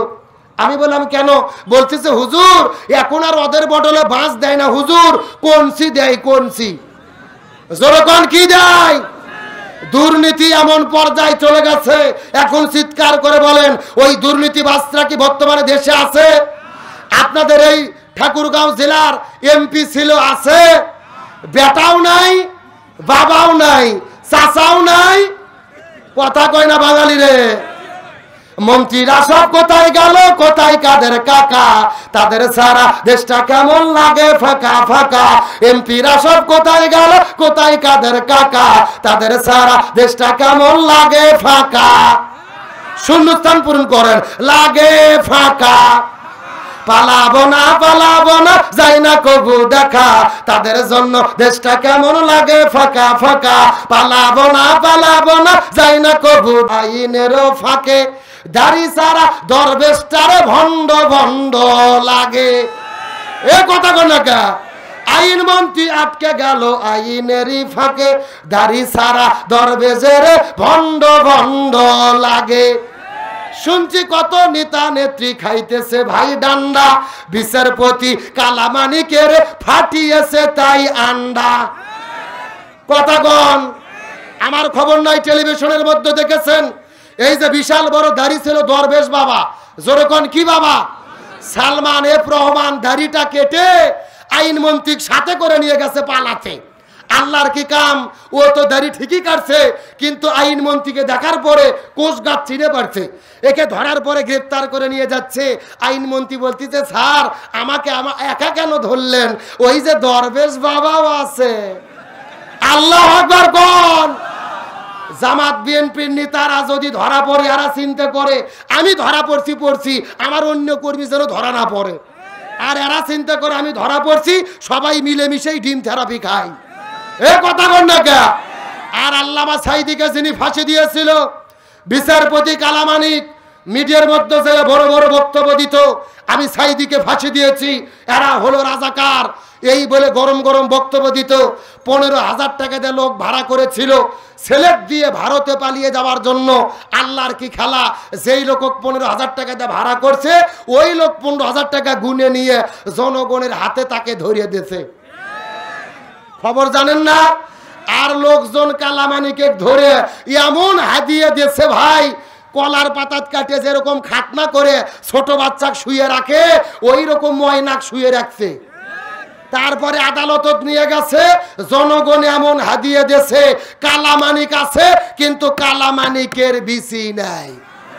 পালাবো না যাই না কবু দেখা, তাদের জন্য দেশটা কেমন লাগে ফাঁকা। এ শূন্যস্থান পূরণ করেন, লাগে ফাঁকা। আইনমন্ত্রী আটকে গেল আইনের ফাঁকে, দাড়ি সারা দরবেশের ভণ্ড ভণ্ড লাগে। শুনছি কত নেতা নেত্রী খাইতেছে ভাই ডান্ডা, বিচারপতি কালামানিকের ফাটিয়েছে তাই আন্ডা। পলকেরও ঝলক গেল থামিয়া নেটের চাকা, তাদের সারা দেশটা কেমন লাগে ফাঁকা ফাঁকা, তাদের সারা দেশটা কেমন লাগে ফাঁকা। কোথায় গেল সংসদেতে মমতাজের গান, কোথায় গেল হযরত বলা স্বামী ওসমান। আরো জোরে বলেন, কই গেল সেই সংসদেতে মমতাজের গান, কোথায় গেল হযরত বলা স্বামী ওসমান। ইনু মিনুন দীপু মনি আছে কারাগারে, পাপ করিলে পাপ কখনো ছাড়ে কি আর তারে। কোথায় গেল এ সালমের কোটি কোটি টাকা, তাদের সারা দেশটা কেমন লাগে ফাঁকা ফাঁকা। পালাবো না যাই না কবু দেখা, তাদের জন্য দেশটা কেমন লাগে ফাঁকা ফাঁকা। পালাবো না যাই না কবু দেখা, তাদের জন্য দেশটা কেমন লাগে ফাঁকা ফাঁকা। আলোচনা কি চলবে? আল্লাহ কবুল করুক, বলেন আমিন। আলোচনা চলছে। ওই যে পিছন দিক থেকে মুরব্বী, ওরে বাবা আপনারা মুরব্বী বোঝেন। বাংলাদেশের যে অবস্থা ভাই, ডিজিটাল বাংলাদেশ। ওই কুমিল্লার মুস্তাক ফৈজি একটা ওয়াজের মধ্যে এক চাচাক ডাক দিয়ে বলছে মুরব্বী, মানে উনি মুরব্বী বলতেছে আপনি বসেন যাইয়েন না। মিডিয়ার লোকজন 30 সেকেন্ড কাটে টিকটকের মধ্যে ফেসবুকের মধ্যে এমন ভাবে ছাড়িয়ে দিয়েছে পুরো বাংলাদেশ খালি মুরব্বী জিকির চলতেছে। এ কথা কোন না? গত 1 মাস আগে 15 দিন আগে আমাদের ঢাকাতে প্রোগ্রাম ছিল, মাজলিসুল মুফাসসিরিনের কেন্দ্রীয় সম্মেলন। হাজার হাজার আলেমেরা এসেছিল। মুস্তাক ফয়জি ভাইয়ের আমি একসঙ্গে বসে আছি, পিছন দিক থেকে একটা ছেলে এসে বলতেছে ও মুরব্বী হুজুর, মানে হুজুরের নামই হয়ে গেছে মুরব্বী। 2 ঘন্টা আলোচনা ইউটিউবে ছাড়লে কেউ দেখে না, অথচ 30 সেকেন্ড কাটে দিলে জনগণ পাগলা হয়ে যায়। আবু জেলের কথা শুনে যারা উঠে যাবে মনে করবে লক্ষণ খারাপ, ওটার কোনো সুযোগ। আলোচনা চলছে চলছে, ওটা ওটি করা যাবে। তাহলে বলেন ফাতেমা জান্নাতি নারীদের সর্দারনি হবে কয়টা কারণে? আরো জোরে, জোর হলো না। আমার বন্ধুগণ, মুসলমান ভাইরা গভীর মনোযোগ। এমন সময় খাদিজা জিজ্ঞেস করে বলেন, ইয়া রাসূলুল্লাহ, কোন 2টা কারণে ফাতেমা জান্নাতি নারীদের সর্দারনি হবে বলেন তো দেখি। রাসূল বলে, খাদিজা রে, এই 2টা কারণ জানতে গেলে আমি তোমার কাছে 2টা প্রশ্ন করব। এই 2টা প্রশ্নের উত্তর দিতে পারলেই তুমি তোমার উত্তরটা পেয়ে যাবে। ভালো করে বুঝবেন, আমার নবীজি খাদিজাকে 2টা প্রশ্ন করবে। খাদিজা বলে, ইয়া রাসূলুল্লাহ, কি প্রশ্ন করবেন বলেন তো দেখি। রাসূল বলে, খাদিজা রে, তোমার কাছে প্রথম নম্বর প্রশ্ন হলো, বলো তো ওরে খাদিজা, তুমি কত বছর বয়সে ইসলাম ধর্ম গ্রহণ করেছো? ভালো করে বুঝেন, প্রথম নম্বর প্রশ্ন, তুমি কত বছর বয়সে ইসলাম ধর্ম গ্রহণ। এই কথা শোনার পরে খাদিজা কান্না করা শুরু করলেন। রাসূল, এটা আপনি কেমন কথা বললেন? আপনি তো আমাকে বিয়ে করেছেন 25 বছর বয়সে। আপনার বয়স যখন ছিল 25 বছর, আমার বয়স ছিল 40 বছর। আপনি 25 বছর বয়সে 40 বছরের খাদিজাকে বিবাহ করেছেন, কিন্তু আপনার বয়সটা বাড়তে বাড়তে যখন 40 হয়ে গেল, আপনার উপরে যখন কোরআন নাজিল হলো, আপনি আমাকে দ্বীনের দাওয়াত দিলেন, আমি কালেমা পড়ে মুসলমান হয়ে গেলাম। ভালো করে বোঝার চেষ্টা করবেন, নবীজির বয়স যখন ছিল 25 বছর, খাদিজার বয়স ছিল 40 বছর। তার মানে বোঝা গেল নবীজির চাইতে খাদিজা কত বছরের বড়? আরো জোরে বলেন। এইবার ভালো করে কথাটা বোঝার চেষ্টা করবেন। খাদিজা বলে, ইয়া রাসূলুল্লাহ, ওই 25 বছর থেকে আপনার বয়সটা বাড়তে বাড়তে যখন 40-এ চলে গেল, আপনি কোরআন পাওয়ার পরে আমাকে দাওয়াত দিলেন, আমি কালেমা পড়ে মুসলমান হয়ে গেলাম। তার মানে বোঝা গেল নবীজির বয়স যখন 25 থেকে বাড়তে বাড়তে 40-এ চলে গেল, ওই খাদিজার বয়সটা 40 থেকে বাড়তে বাড়তে কত হলো? মাশাআল্লাহ, ঠাকুরগাঁয়ের লোক তো গণিতে খুবই পাকা। আমি 55 বছর বয়সে ইসলাম ধর্ম গ্রহণ করেছি। রাসূল বলে, খাদিজা মনের মধ্যে কষ্ট নেবে না, রাগ করবে না। এইবার তোমাকে 2 নম্বর প্রশ্ন করব, বলো তো তুমি 55 বছর বয়সে ইসলাম ধর্ম গ্রহণ করেছো, সত্য করে বলো তো এই 55 বছর বয়সের আগে তুমি কি ছিলে? কত মারাত্মক প্রশ্ন, বুঝতে পারছেন? 55 বছর বয়সের আগে তুমি কি? খাদিজা কান্না করতে করতে চোখ থেকে পানি বের হয়ে তার কাপড়গুলো ভিজে দেয়। খাদিজা বলে, ইয়া রাসূলুল্লাহ, এটা কেমন প্রশ্ন করলেন? 55 বছর বয়সের আগে আমি কি ছিলাম? আমি 55 বছর বয়সের আগে ঈমান তো গ্রহণ করি নাই, কুপুরি হালতে জীবন যাপন করেছি। ঈমান কোথায় থেকে গ্রহণ করব? আপনি তো আমাকে দ্বীনের দাওয়াতই দেন নাই। দ্বীনের দাওয়াতটা দেবেন কেমনে? আপনার উপরে তো ওহী অবতীর্ণ হয় নাই। ইয়া রাসূলুল্লাহ, এই জন্য 55 বছর বয়স পর্যন্ত আমি কুপুরি আলোতে জীবন যাপন করেছি। এমন সময় রাসূল বলে, খাদিজা রে, তোমার কাছে আমার প্রশ্ন হলো, বলো তো দেখি, তুমি 55 বছর বয়স পর্যন্ত কুপুরি আলোতে জীবন যাপন করেছো, কিন্তু তোমার মেয়ে ফাতেমা এই পৃথিবীতে জন্মগ্রহণ করেছে, ওই ফাতেমা কত বছর কুপুরি হালতে ছিল? ওই ফাতেমা কত বছর কুপুরি হালতে ছিল? ফাতেমা বলে, জান্নাতি জান্নাতি জান্নাতি, আমার মেয়ে ফাতেমা জান্নাতি। আমার মেয়ে ফাতেমা আমার পেটের ভেতর থেকে এই দুনিয়ায় জান্নাতি হইয়া জন্মগ্রহণ করেছে। এমন রাসূল বলে, খাদিজা, ফাতেমা জান্নাতে জমিনের মধ্যে জন্মগ্রহণ করেছে, এই জন্য আল্লাহ তাকে জান্নাতি নারীদের সর্দারনি বানাইছে। এটা হলো 1 নম্বর কারণ। আর 2 নম্বর কারণ যদি জানতে চাও, তোমাকে প্রশ্ন করি, খাদিজা বলো তো তোমার হাতটা কেমন, তোমার পাটা কেমন, তোমার মুখের চেহারা কেমন, শরীরের গঠনটা কেমন? এই দুনিয়ার কত মানুষ বলতে পারবে, এই রাষ্ট্রের কত মানুষ বলতে পারবে? খাদিজা কান্না করতে করতে বলে, ইয়া রাসূলুল্লাহ, আমার বাবা ছিল মক্কার সবচাইতে ধনবতী, আমার বাবা যখন মরে গেল আমি মক্কার মধ্যে ব্যবসা বাণিজ্য পরিচালনা করেছি, মক্কা মদিনা সিরিয়া দামেস্কে নিজেই ব্যবসা বাণিজ্য পরিচালনা করেছি, হাজার হাজার মানুষের সঙ্গে আমার দেখা হয়েছে। আর সেই সময় তো পর্দার কোনো বিধান নাজিল হয়নি। হাজার মানুষ বলতে পারবে আমার মুখের চেহারা কেমন, আমার শরীরের গঠনটা কেমন, এই দুনিয়ার হাজারো মানুষও বলতে পারবে। এমন সময় রাসূল বলে খাদিজা এবার তুমি সত্য করে বলো তো তোমার মেয়ে ফাতেমা, ওই ফাতেমার হাতটা দেখতে কেমন, পাটা দেখতে কেমন, তার চেহারাটা কেমন, এই দুনিয়ার কত মানুষে বলতে পারবে। খাদিজা কান্না করতে করতে বলে পর্দানিশি পর্দানিশি, আমার মেয়ে ফাতেমা হলো পর্দানিশি, এই দুনিয়ার কোনো মানুষ তার চেহারা সম্পর্কে বলতে পারবে না। রাসূল বলে খাদিজা রে পর্দানিশি পর্দানিশি, আমাদের মেয়ে ফাতেমা হলো পর্দানিশি। আর পর্দানিশি হওয়ার কারণে আল্লাহ ফাতেমার নামটা জান্নাতি নারীদের সরদারনির খাতায় লিখে দিয়েছে। তাহলে ফাতেমা জান্নাতের সরদারনি কারণ হলো পর্দা। জোরে বলেন কারণ কি? কে রে পর্দার মিছিল করতে কি ভয় লাগে? জোরে বলেন কারণ কি? আরো জোরে। এখন বলেন তো দেখি ওই পর্দার দরকার আছে না নাই? কিন্তু ঠাকুরগাঁও জেলার মা বোনেরা কি পর্দা করে? এ জোরে কোন পর্দা করে? আমি কি কিছু বলবো? ঠাকুরগাঁও জেলার মা বোনদের ধরন বলিতে লাগে শরম সকালবেলা, আর সকালবেলা বোরকা পরে, বিকেল বেলা ওড়না নাই দাদা ভাই, ডিজিটাল দেশ বুঝিয়ে টাই। কথা কন না কে?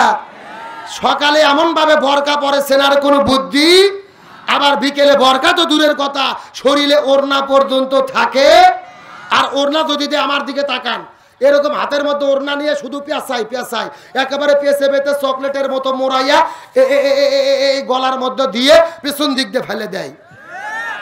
আছে না নাই? আচ্ছা বলেন তো পেছনে ঢাকার কি কিছু আছে? এটা পর্দা না বাটপারি?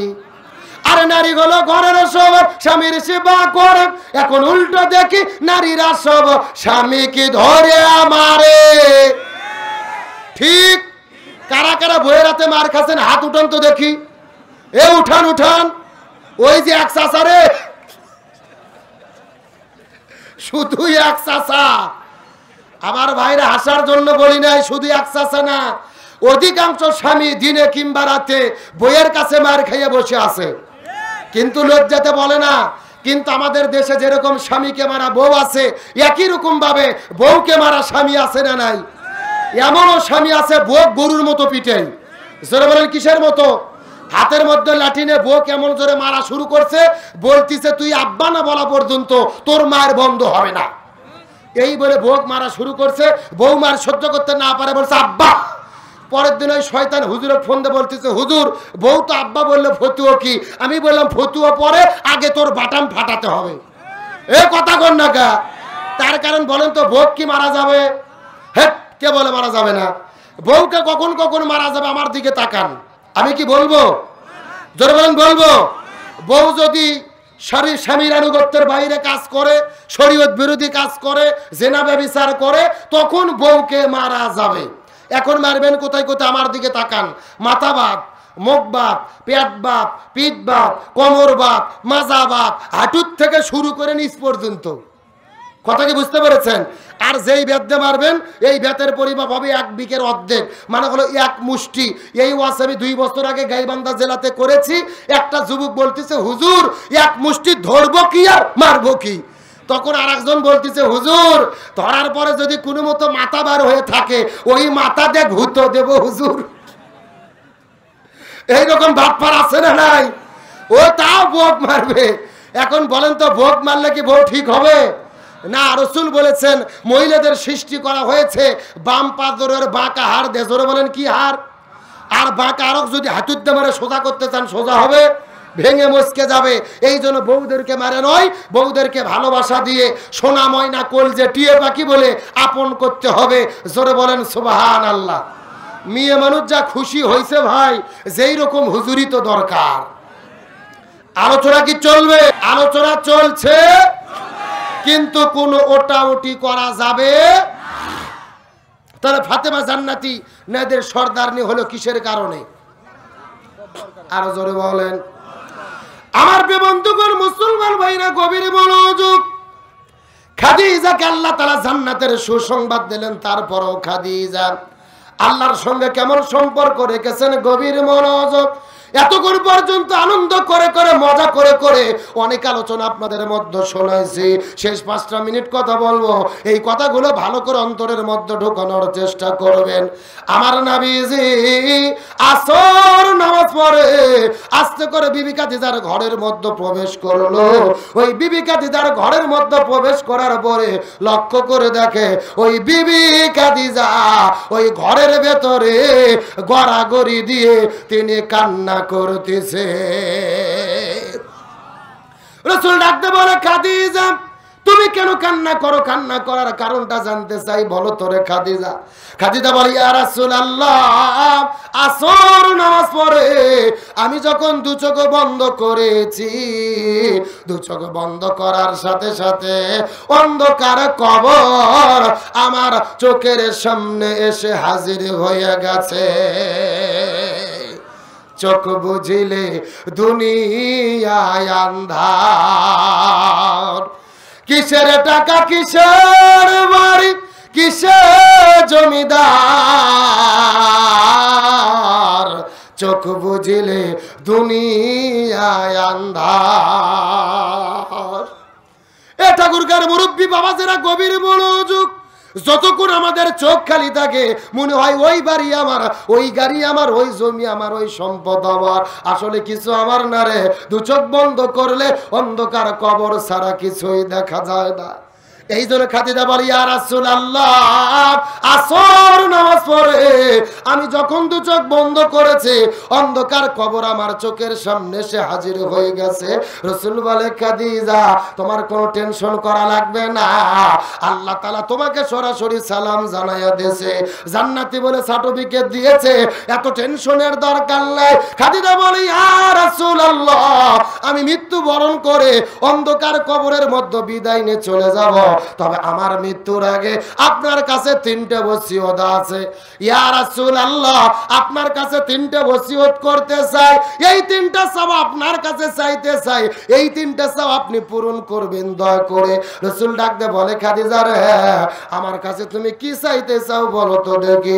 খাদিজা বলে, ইয়া রাসূলুল্লাহ, আপনার কাছে আমার প্রথম নম্বরে চাওয়া হলো আমি যখন অন্ধকার কবরের মধ্যে চলে যাব, আমার মৃত্যু বরণ করার পরে এই দুনিয়ার কোনো দোকান থেকে কাপনের কাপড় কিনবেন না, দুনিয়ার কোনো বাজার থেকে কাপনের কাপড় কিনবেন না। আপনি যেই জুব্বা পরিহিত অবস্থায় ওই গাড়ে হিরাতে গিয়েছিলেন, যেই জুব্বা পরা অবস্থায় আল্লাহ আপনার উপরে কোরআন নাজিল করেছে, ইকরা বিইসমি রাব্বিকাল্লাযী খলাক, ওই জুব্বা এখন পর্যন্ত হেফাজত করে রেখেছেন। ওগো নবী, ওই জুব্বাটা পরাইয়া আমার কাফনের কাপড় পরাইয়া দেবে। এই কথা বলার পর আমার নবীজি কান্না শুরু করলেন। খাদিজা, আমার সঙ্গে বিয়ে হওয়ার পরে জীবনে তুমি কোনোদিন আমার কাছে কিছু চাও নাই রে খাদিজা, অথচ মৃত্যুর আগে তুমি কি 3টা চাইতে চাও? 1 নম্বর তো বুঝতে পারলাম, 2 নম্বর কি চাও বলো তো দেখি। খাদিজা কান্না করতে করতে বলে, ইয়া রাসূলুল্লাহ, ওই কবরকে আমার বড় ভয় হয়। ওই কবরের মধ্যে যখন আমি যাব, আপনি নবীজি বলে দিয়েছে ওই কবরের মধ্যে যাওয়ার পরে মুনকার নাকির আসার পরে 3টা প্রশ্ন করবে, যদি প্রশ্নের উত্তর দিতে পারে ওই কবরটা জান্নাতের বাগান হয়ে যাবে, আর যদি কেউ উত্তর দিতে না পারে ওই কবরের ভিতরে জান্নাম থেকে দরজা খুলে দেওয়া হবে, কবরের মাটিগুলো এক পাশ থেকে আরেক পাশে যাবে, ওই কবরের মধ্যে 99টা বিষাক্ত সাপ ছেড়ে দেওয়া হবে, ওই সাপগুলো বারবার বারবার সবল মারতে থাকবে, ওই সাপগুলোর বিষ এত বেশি প্রখর, এই জমিনের ভেতরে একবার যদি নিঃশ্বাস ত্যাগ করে রে, ওই সাপের বিষের কারণে এই পুরো জমিনটা আগুনে পুড়ে ছাই হয়ে যাবে। ইয়া রাসূলুল্লাহ, আমার মনের মধ্যে বড় ভয় হয়। ওই কবরের মধ্যে জানি না তিনটে প্রশ্নের জবাব দিতে পারবো কিনা। ইয়া রাসূলুল্লাহ, এই জন্য আপনার কাছে 2 নম্বর চাওয়া হলো, এই দুনিয়ার কোনো মানুষকে দিয়ে আমার কবরটা করে নেবেন না। আপনি নবীজি নিজে নিজে আমার কবরটা খনন করতে যাবেন। কবর খনন করার পরে আপনার শরীর থেকে জুব্বা খুলে ফেলার পরে, গেঞ্জিটা খুলে ফেলার পরে, আপনি খালি গাও খাওয়ার পরে আস্তে করে কবরের মধ্যে শুয়ে পড়বেন। আপনার রহমতের শরীর দিয়ে এই কবরের মধ্যে একটু গড়াগড়ি করবেন। আপনার শরীরটা আমার কবরের মধ্যে একটু স্পর্শ করবেন। আমার মনে হয় আপনার শরীরের স্পর্শ যদি আমার কবরের মধ্যে লাগে, ওই কবর আর আমার সঙ্গে বেয়াদবি করবে না। আমি নবী না চিনিলাম, কি ভুল করিলাম। আমি নবী না চিনিলাম, কি ভুল করিলাম। ভস্মে ঢালিলাম ঘি, মানুষ হইয়া জন্ম লইয়া মানুষের করিলাম কি। আমি মানুষ হইয়া জন্ম লইয়া মানুষের করিলাম কি। খাদিজা কান্না করতে করতে বলে, ইয়া রাসূলুল্লাহ, আপনি কবর খোঁড়ার পরে আপনার শরীরটা দিয়ে কবরের মধ্যে কিছুক্ষণ গড়াগড়ি করবেন, স্পর্শ করবেন। নবী এই কথা শোনার পরে কান্না করতে করতে চোখ থেকে পানি বের হয়ে দাড়ি মোবারকটা ভিজে যায়। রাসূল বলে, খাদিজা, আমার কাছে নাকি তুমি 3টা চাইবে, প্রথম 2টা চাওয়া বুঝতে পারলাম, 3 নম্বর চাওয়াটা কি বলো তো? খাদিজা বলে, ইয়া রাসূলুল্লাহ, আমি যখন বিদায় নিয়ে চলে যাব, আমার লাশটা কবরে দেওয়ার পরে আপনি খবরদার ওই কবর ছেড়ে যাবেন না, কবরের পাশে দাঁড়িয়ে থাকবেন। মুনকার নাকির যখন 3টা প্রশ্ন করবে, আমার মনের মধ্যে বড় ভয় হয়, আমি হয়তোবা 3টে প্রশ্নের জবাব দিতে পারবো না। ইয়া রাসূলুল্লাহ, আপনার কাছে চাওয়া হলো, ওই কবরের ভেতরে মুনকার নাকির আসার পরে যখন প্রশ্ন করবে, আমি যদি উত্তর দিতে না পারে, আমার পক্ষ থেকে আপনি আল্লাহর কাছে আমার 3টা প্রশ্নের জবাব দিয়ে দেবে। রাসূল বলে, খাদিজা রে, আমার আগে যদি তোমার মৃত্যু হয়, আমি তোমাকে কথা দিলাম রে খাদিজা, আমি তোমার 3টে চাওয়াই পূর্ণ করার চেষ্টা করব। আমার প্রিয় বন্ধুগণ, মুসলমান ভাইরা, গভীর মনোযোগ। আমার নবীজি খাদিজার 3টা চাওয়া কি কেমন করে পূর্ণ করে আলোচনাটা আপনাদের মধ্যে করব। তবে শেষ মেসেজটা দিয়ে আপনাদের মধ্য থেকে বিদায় নিয়ে চলে যাব। আমার নবীজিকে কেমন করে আপনারা অনুসরণ করবেন। আমার নবীজি দিনের দাওয়াত দিতে দিতে ওই তাইফের ময়দানে চলে গেছে। নবীকে পাথরের পর পাথর মারা শুরু করেছে। নবী পাথরের আঘাত খাইতে খাইতে মাটির মধ্যে পড়ে গেছে। নবীজির শরীরের মধ্য থেকে একটা ফোঁটা রক্ত বের হয়েছে। ওই রক্তটা জমিনের মধ্যে পড়বে। আল্লাহর কুদরতি মনের ভেতরে বড় কষ্ট লেগে গেছে। আল্লাহ তাআলা ডাক দে বলে, জিবরাইল রে, আর বসে থাকা যাবে না। আমার হাবিব, আমার বন্ধুর শরীর থেকে রক্ত বের হয়েছে রে, ওই রক্তটা জমিনে পড়তে দেওয়া যাবে না। রাসূলের শরীরে রক্ত যদি জমিনের ভেতরে পড়ে, ওই জমিনের ভেতরে সাথে সাথে ভূমিকম্প তৈরি হবে। এই কথা বলার পর জিবরাইল আলাইহিস সালাম পৃথিবীতে আগমন করলেন। নবীজির নিচে রহমতের ডানা বিছায় দিল, রক্তটা জমিনের মধ্যে পড়তে দিল না। এখন আমি আপনাদেরকে জিজ্ঞাসা করি, বলেন তো দেখি, রাসূলকে পিটায়া পিটায়া শরীর থেকে যে রক্ত বের করা হলো, আমার নবীজি কি চোর ছিল, ডাকাত ছিল, নারী ধর্ষণ করেছিল? তাহলে কিসের জন্য নবীজির শরীর থেকে রক্ত বের করা হলো? কালেমার দাওয়াত দেওয়ার কারণে, এই জমিনের ভেতরে দিন প্রতিষ্ঠার কথা বলার কারণে, কোরআনের সমাজ গঠন করার কারণে। এখান থেকে বোঝা গেল এ ঠাকুর গায়ের মুসলমান আমরাও যদি নবীকে ভালোবাসি, ওই নবীর ভালোবাসায় এই বাংলাদেশের ভেতরে কোরআনের রাষ্ট্র কায়েমের যদি কথা বলি, ওই নবীর তরিকায় আমাদের শরীর থেকেও রক্ত ঝরানো লাগতে পারে। আমার নবীজি তারপরে দিনের দাওয়াত বন্ধ করলেন। নবীজিকে তার একটা জেলখানার মধ্যে বন্দী করলেন, যেই জেলখানার নাম হলো শিবে আবু তালিব। কি নাম বললাম? ওই শিব আবু তালিব নামক জেলখানার মধ্যে নবীজিকে বন্দী করেছে। এটা গুরগার মুসলমান, এই দুনিয়ার মধ্যে এমন কোন জেলখানা নাই যেই জেলখানায় দিনে অন্তত একবার দুইবার খাবার দেওয়া হয় না। অথচ আমার নবীজি কেমন একটা জেলে বন্দী করেছে, দিনের পরে দিন যায়, মাসের পরে মাস যায়, খাবার দেয় না। আমার নবীজি সাহাবীরা শেষ পর্যন্ত খাবার না পেয়ে ওই গাছের পাতাগুলো ছিঁড়ে ছিঁড়ে খেয়েছে। এখন আমি আপনাদেরকে জিজ্ঞাসা করি, বলেন তো দেখি, আমার নবীজিকে জেলের মধ্যে যে বন্দী করে রাখলো, নবীজি কি চোর ছিল, ডাকাত ছিল, নারী ধর্ষণ করেছিল? তার কিসের জন্য নবীজিকে জেলের মধ্যে বন্দী করে রাখা হলো? কালেমার দাওয়াত দেওয়ার জন্য, এই জমিনের মধ্যে দিন প্রতিষ্ঠার কথা বলার কারণে আমার নবীজিকে জেলে বন্দী করে রাখা হলো। তার মানে বোঝা গেল, এ ঠাকুরগার মুসলমান, গভীর মনোযোগ, আমরাও যদি ইসলামী আন্দোলন করি, এই জমিনের মধ্যে দিন প্রতিষ্ঠার কথা বলি, রাসূলের সমাজ গড়ার কথা বলি, ওই নবীর তরিকায় মাঝে মধ্যে আমাদেরকে জেলে যাওয়া লাগতে পারে। এই বাংলাদেশে আলেমেরা জেলের মধ্যে বন্দী হয় কি হয় না?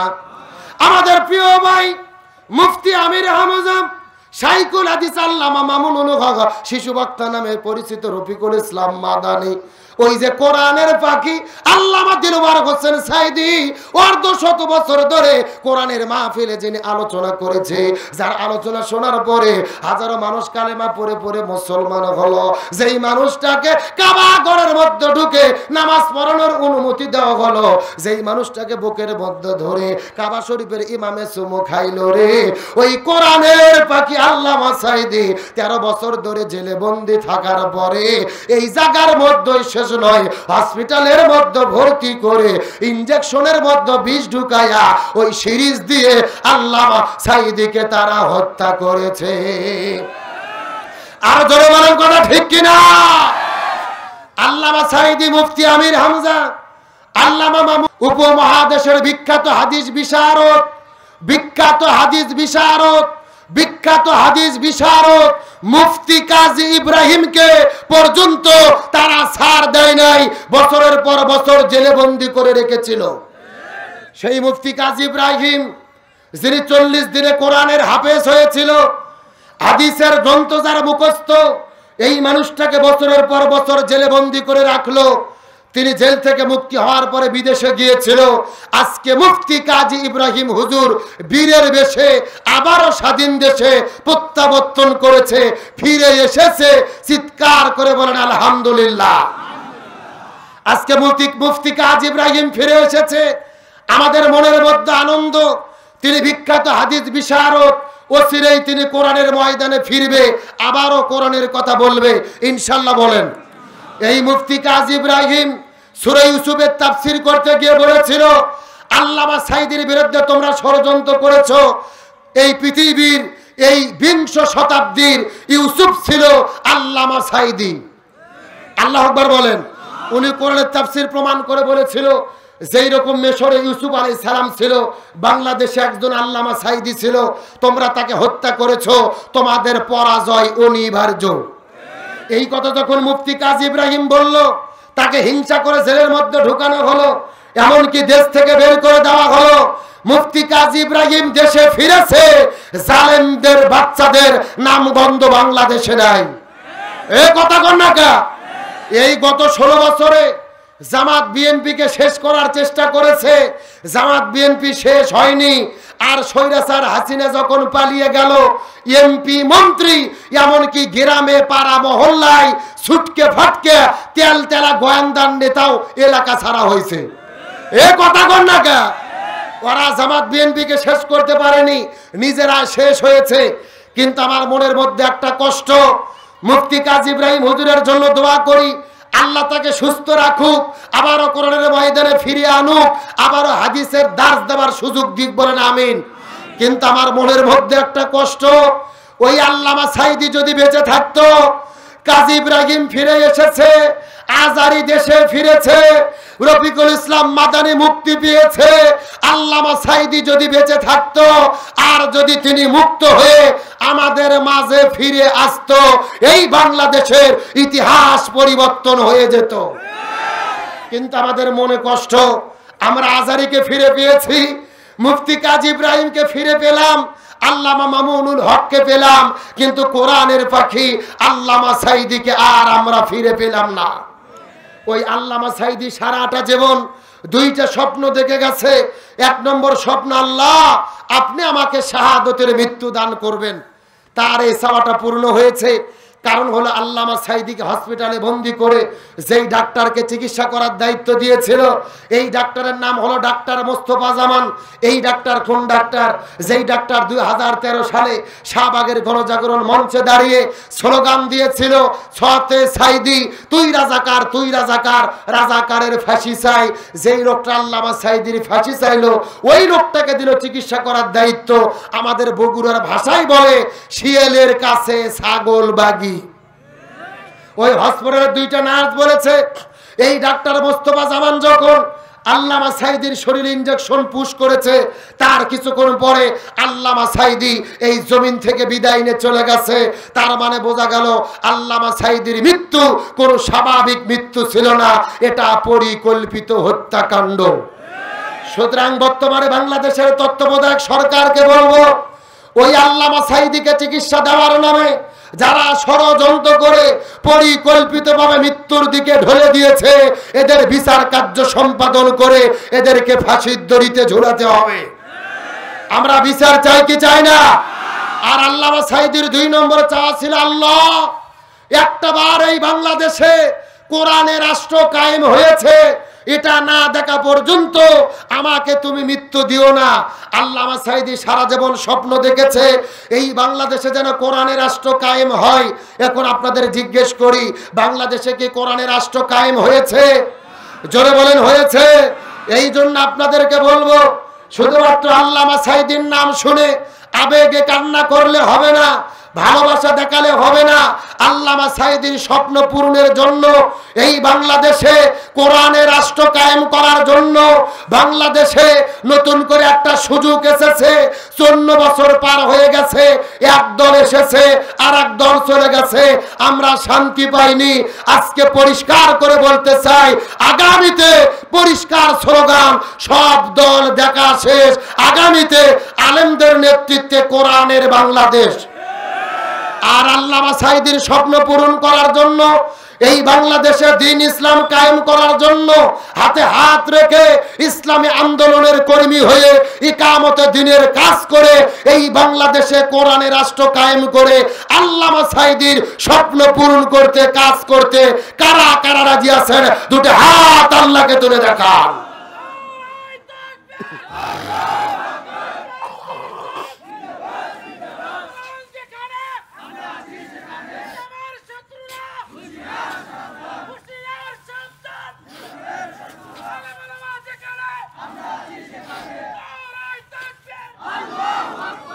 আল্লাহ তাআলা কবুল করুক, বলেন আমিন। কোরআন আছে যেখানে শান্তি আছে সেখানে, কোরআন নাই যেখানে শান্তি নাই। আমার কথা পরিষ্কার, আগামীতে কোরআনের পক্ষে যারা আছে আমরাও তাদের পক্ষে আছি। বিএনপি যদি বলে আমরা কোরআন দিয়ে দেশ চালাবো, আমরা বিএনপিকে সমর্থন করব। এই কথা কন না কা? জামাত ইসলামকে দিয়েই বাংলাদেশে ইসলাম কায়েম করা লাগবে এমন কথা কি কোরআন হাদিসে আছে? কিন্তু এরা 54 বছর ক্ষমতা গেছে, এক দল যায় আর এক দল আসে, কোরআন দিয়ে দেশ চালায় না। এই জন্য আমরা একটু চেষ্টা করি হুজুরদেরকে ঠেলে ঠুলে সংসদে পাঠিয়ে দিয়ে যেন অন্তত কোরআন দিয়ে দেশ চালানো যায়। এই কথা কন না কা? একটা কথা ভালো করে বুঝবেন, আমরা কোনো দলের ক্ষমতা চাই না, আমরা কোরআনের ক্ষমতা চাই। আমরা কোরআন দিয়ে দেশ চালাতে চাই, তাহলে যারাই কোরআন দিয়ে দেশ চালাতে চাবে আমরা তাদের পক্ষে আছি। কথা কি পরিষ্কার না ভেজাল আছে? আল্লাহ তাআলা বাংলাদেশকে কোরআনের দেশ হিসেবে কবুল করুক, বলেন আমিন। আলোচনা কার মিনিট 5 চলবে? চলবে। কারা কারা চলবে হাত তুলুন তো দেখি। লিল্লাহে তাকবীর। হাত নামান। রাত তো 12টা পার হয়ে গেছে। ওরে বাবা, 12টা 7 বাজে। আর 2-3 মিনিট কি বলবো? ওই যে খাদিজা রাসূলের কাছে কয়টা ওসিয়ত করছে, 5 মিনিট বলবো যদি শুনতে চান, কিন্তু ওটাউটি করা যাবে না। যেই লোক উঠবে তার হাত ধরে বসে দেবেন। রাজি আছেন? আলোচনা চলছে, তাহলে চিৎকার করে বলেন খাদিজা কয়টা ওসিয়ত করেছেন? আরো জোরে বলেন। আমার প্রিয় বন্ধুগণ, মুসলমান ভাইরা গভীর মনোযোগ। খাদিজা রাসূলের কাছে 3টা প্রশ্ন করার পরে পরের দিন সকালবেলা লক্ষ্য করে দেখা গেল বিবি খাদিজা আল্লাহর ডাকে সাড়া দিয়ে জমিন থেকে বিদায় নিয়ে চলে গেছে। আমার নবী আস্তে করে কান্না করতে করতে পুরাতন জুব্বাটা বের করে আনলো। ওই জুব্বাটা আনার পরে আস্তে করে খাদিজার শরীরের মধ্যে দেওয়ার পরে ফাতেমাকে দেওয়ার পরে ডাকতে বলে, ফাতেমা রে, এই জুব্বাটা তোমার মায়ের শরীরের মধ্যে পরাইয়া দাও। ফাতেমা কান্না করতে করতে বলে, ইয়া রাসূলুল্লাহ, এটা আপনি কেমন কথা বললেন? আমার মা নাকি ছিল মক্কার সবচাইতে ধনবতী রমণী, অথচ মা বিদায় নিয়ে চলে গেল, পুরাতন জুব্বাটা কেন মায়ের শরীরের মধ্যে পরাবে? দুনিয়ার কোন দোকান থেকে আপনি কি কাপড়ের কাপড় কিনতে পারবেন না?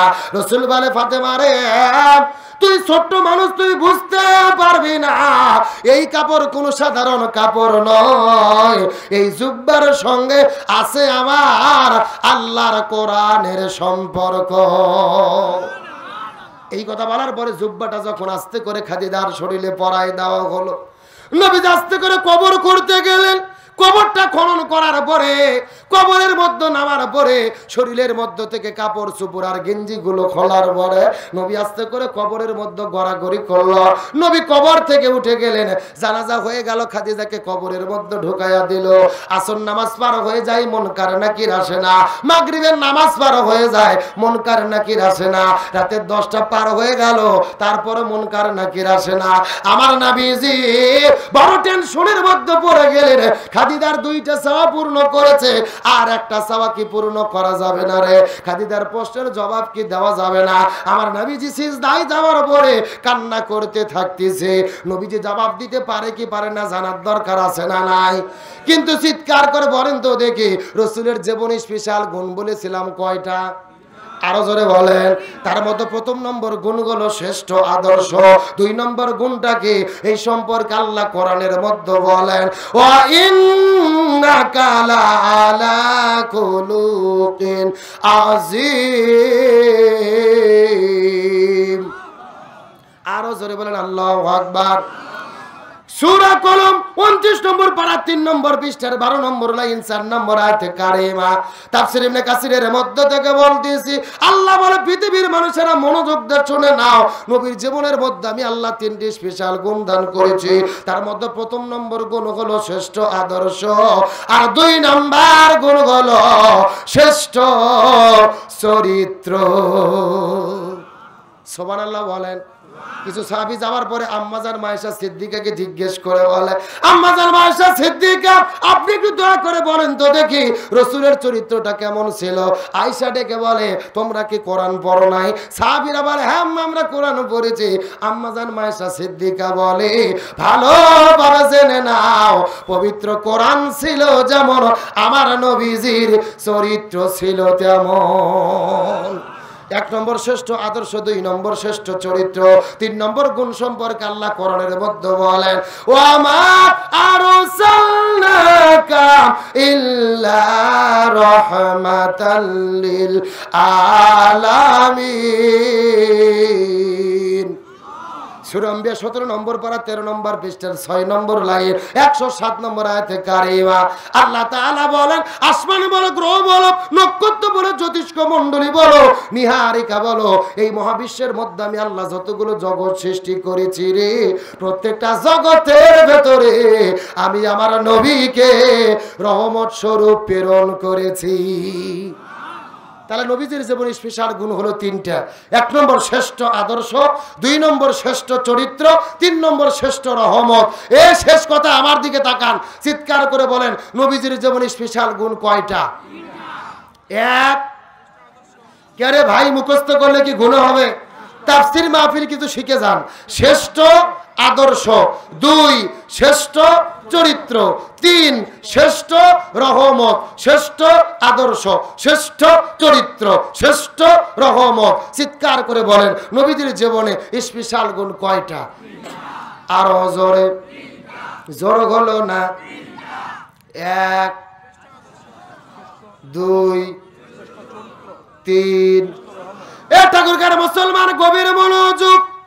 যে আয়াতের তাফসীর আপনাদের মধ্যে শুরু করেছিলাম, কুল ইন কুনতুম তুহিব্বুনাল্লাহ ফাত্তাবিউনি, যদি আল্লাহর ভালোবাসা পেতে চাও নবীকে অনুসরণ করো। আল্লাহ এই জায়গার মধ্যে শেষ করে নাই, আল্লাহ বলে দিয়েছে ইয়া রাসূলুল্লাহ আপনার উম্মতদেরকে বলে দেন, তারা যদি আপনি নবী আপনাকে অনুসরণ করে আমি আল্লাহ পুরস্কার দেব দুইটা। জোরে বলেন কয়টা? আরো জোরে। এক নম্বর পুরস্কার হলো ইউবিবুকুমুল্লাহ, আমি আল্লাহ তাদেরকে ভালোবাসবো। যারা নবীকে ভালোবাসবে আল্লাহ তাদেরকে ভালোবাসবে, যারা নবীকে ভালোবাসবে আল্লাহ তাদেরকে ভালোবাসবে। সুবহানাল্লাহ কোন। আর দুই নম্বর পুরস্কার সম্পর্কে আল্লাহ তাআলা বলেন ওয়ায়াগফিরু লাকুম যুনুবাকুম আল্লাহু গফুরুর রহিম।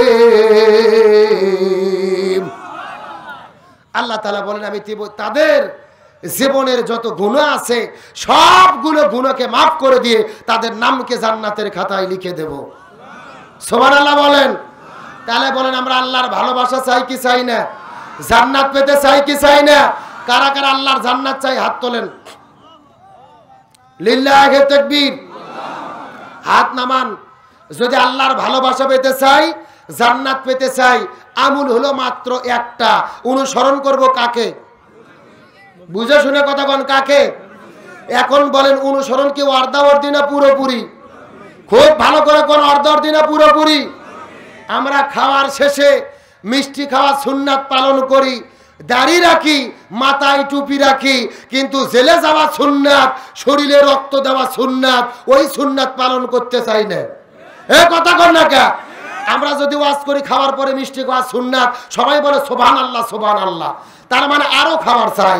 কিন্তু যখনই বলি রাসূল 27টা জিহাদের নেতৃত্ব দিয়েছে দিন প্রতিষ্ঠার জন্য, জিহাদ করা সুন্নাত, তখনই টুপিওয়ালা দাড়িওয়ালা চাচা ফতোয়া দেয় এই হুজুর রাজনীতি করে রে।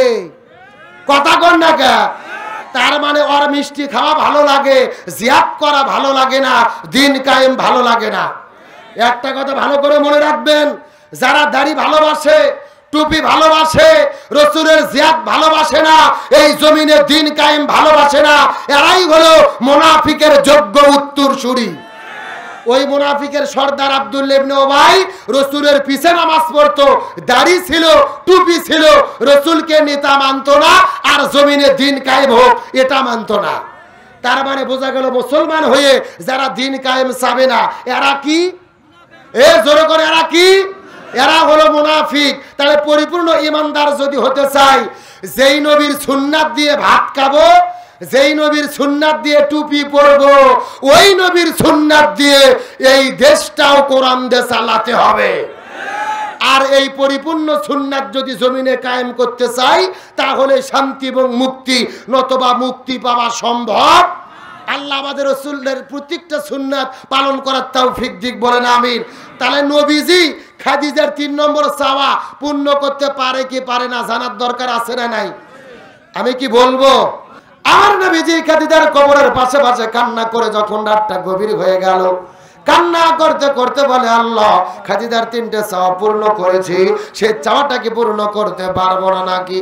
আল্লাহর পক্ষ থেকে জিবরাইল আসার পরে বলে ইয়া রাসূলুল্লাহ আপনি কান্না করবেন না, আপনি টেনশন করবেন না, আপনার বিবি খাদিজা সর্বপ্রথম ইসলাম ধর্ম গ্রহণ করেছে, তার যত সম্পদ ছিল ইমানদার মুসলমানদের জন্য ব্যয় করে দিয়েছে। স্বয়ং আমার আল্লাহ খাদিজার প্রতি এত বেশি রাজি খুশি হয়ে গেছে রে, ওই আরশে আজিম থেকে ওই খাদিজার পক্ষ থেকে আল্লাহ 3টা প্রশ্নের জবাব দিয়ে দিয়েছে। লিল্লাহি তাকবীর। খাদিজার এত সম্মান, এত মর্যাদা কার সাথে সম্পর্ক রাখার কারণে? আরো জোরে বলেন। আল্লাহ যেন আমাদের সকলকে কোরআনের সঙ্গে সম্পর্ক রেখে পৃথিবী থেকে বিদায় নেওয়ার তৌফিক দেয়। সকলে বলেন আমিন।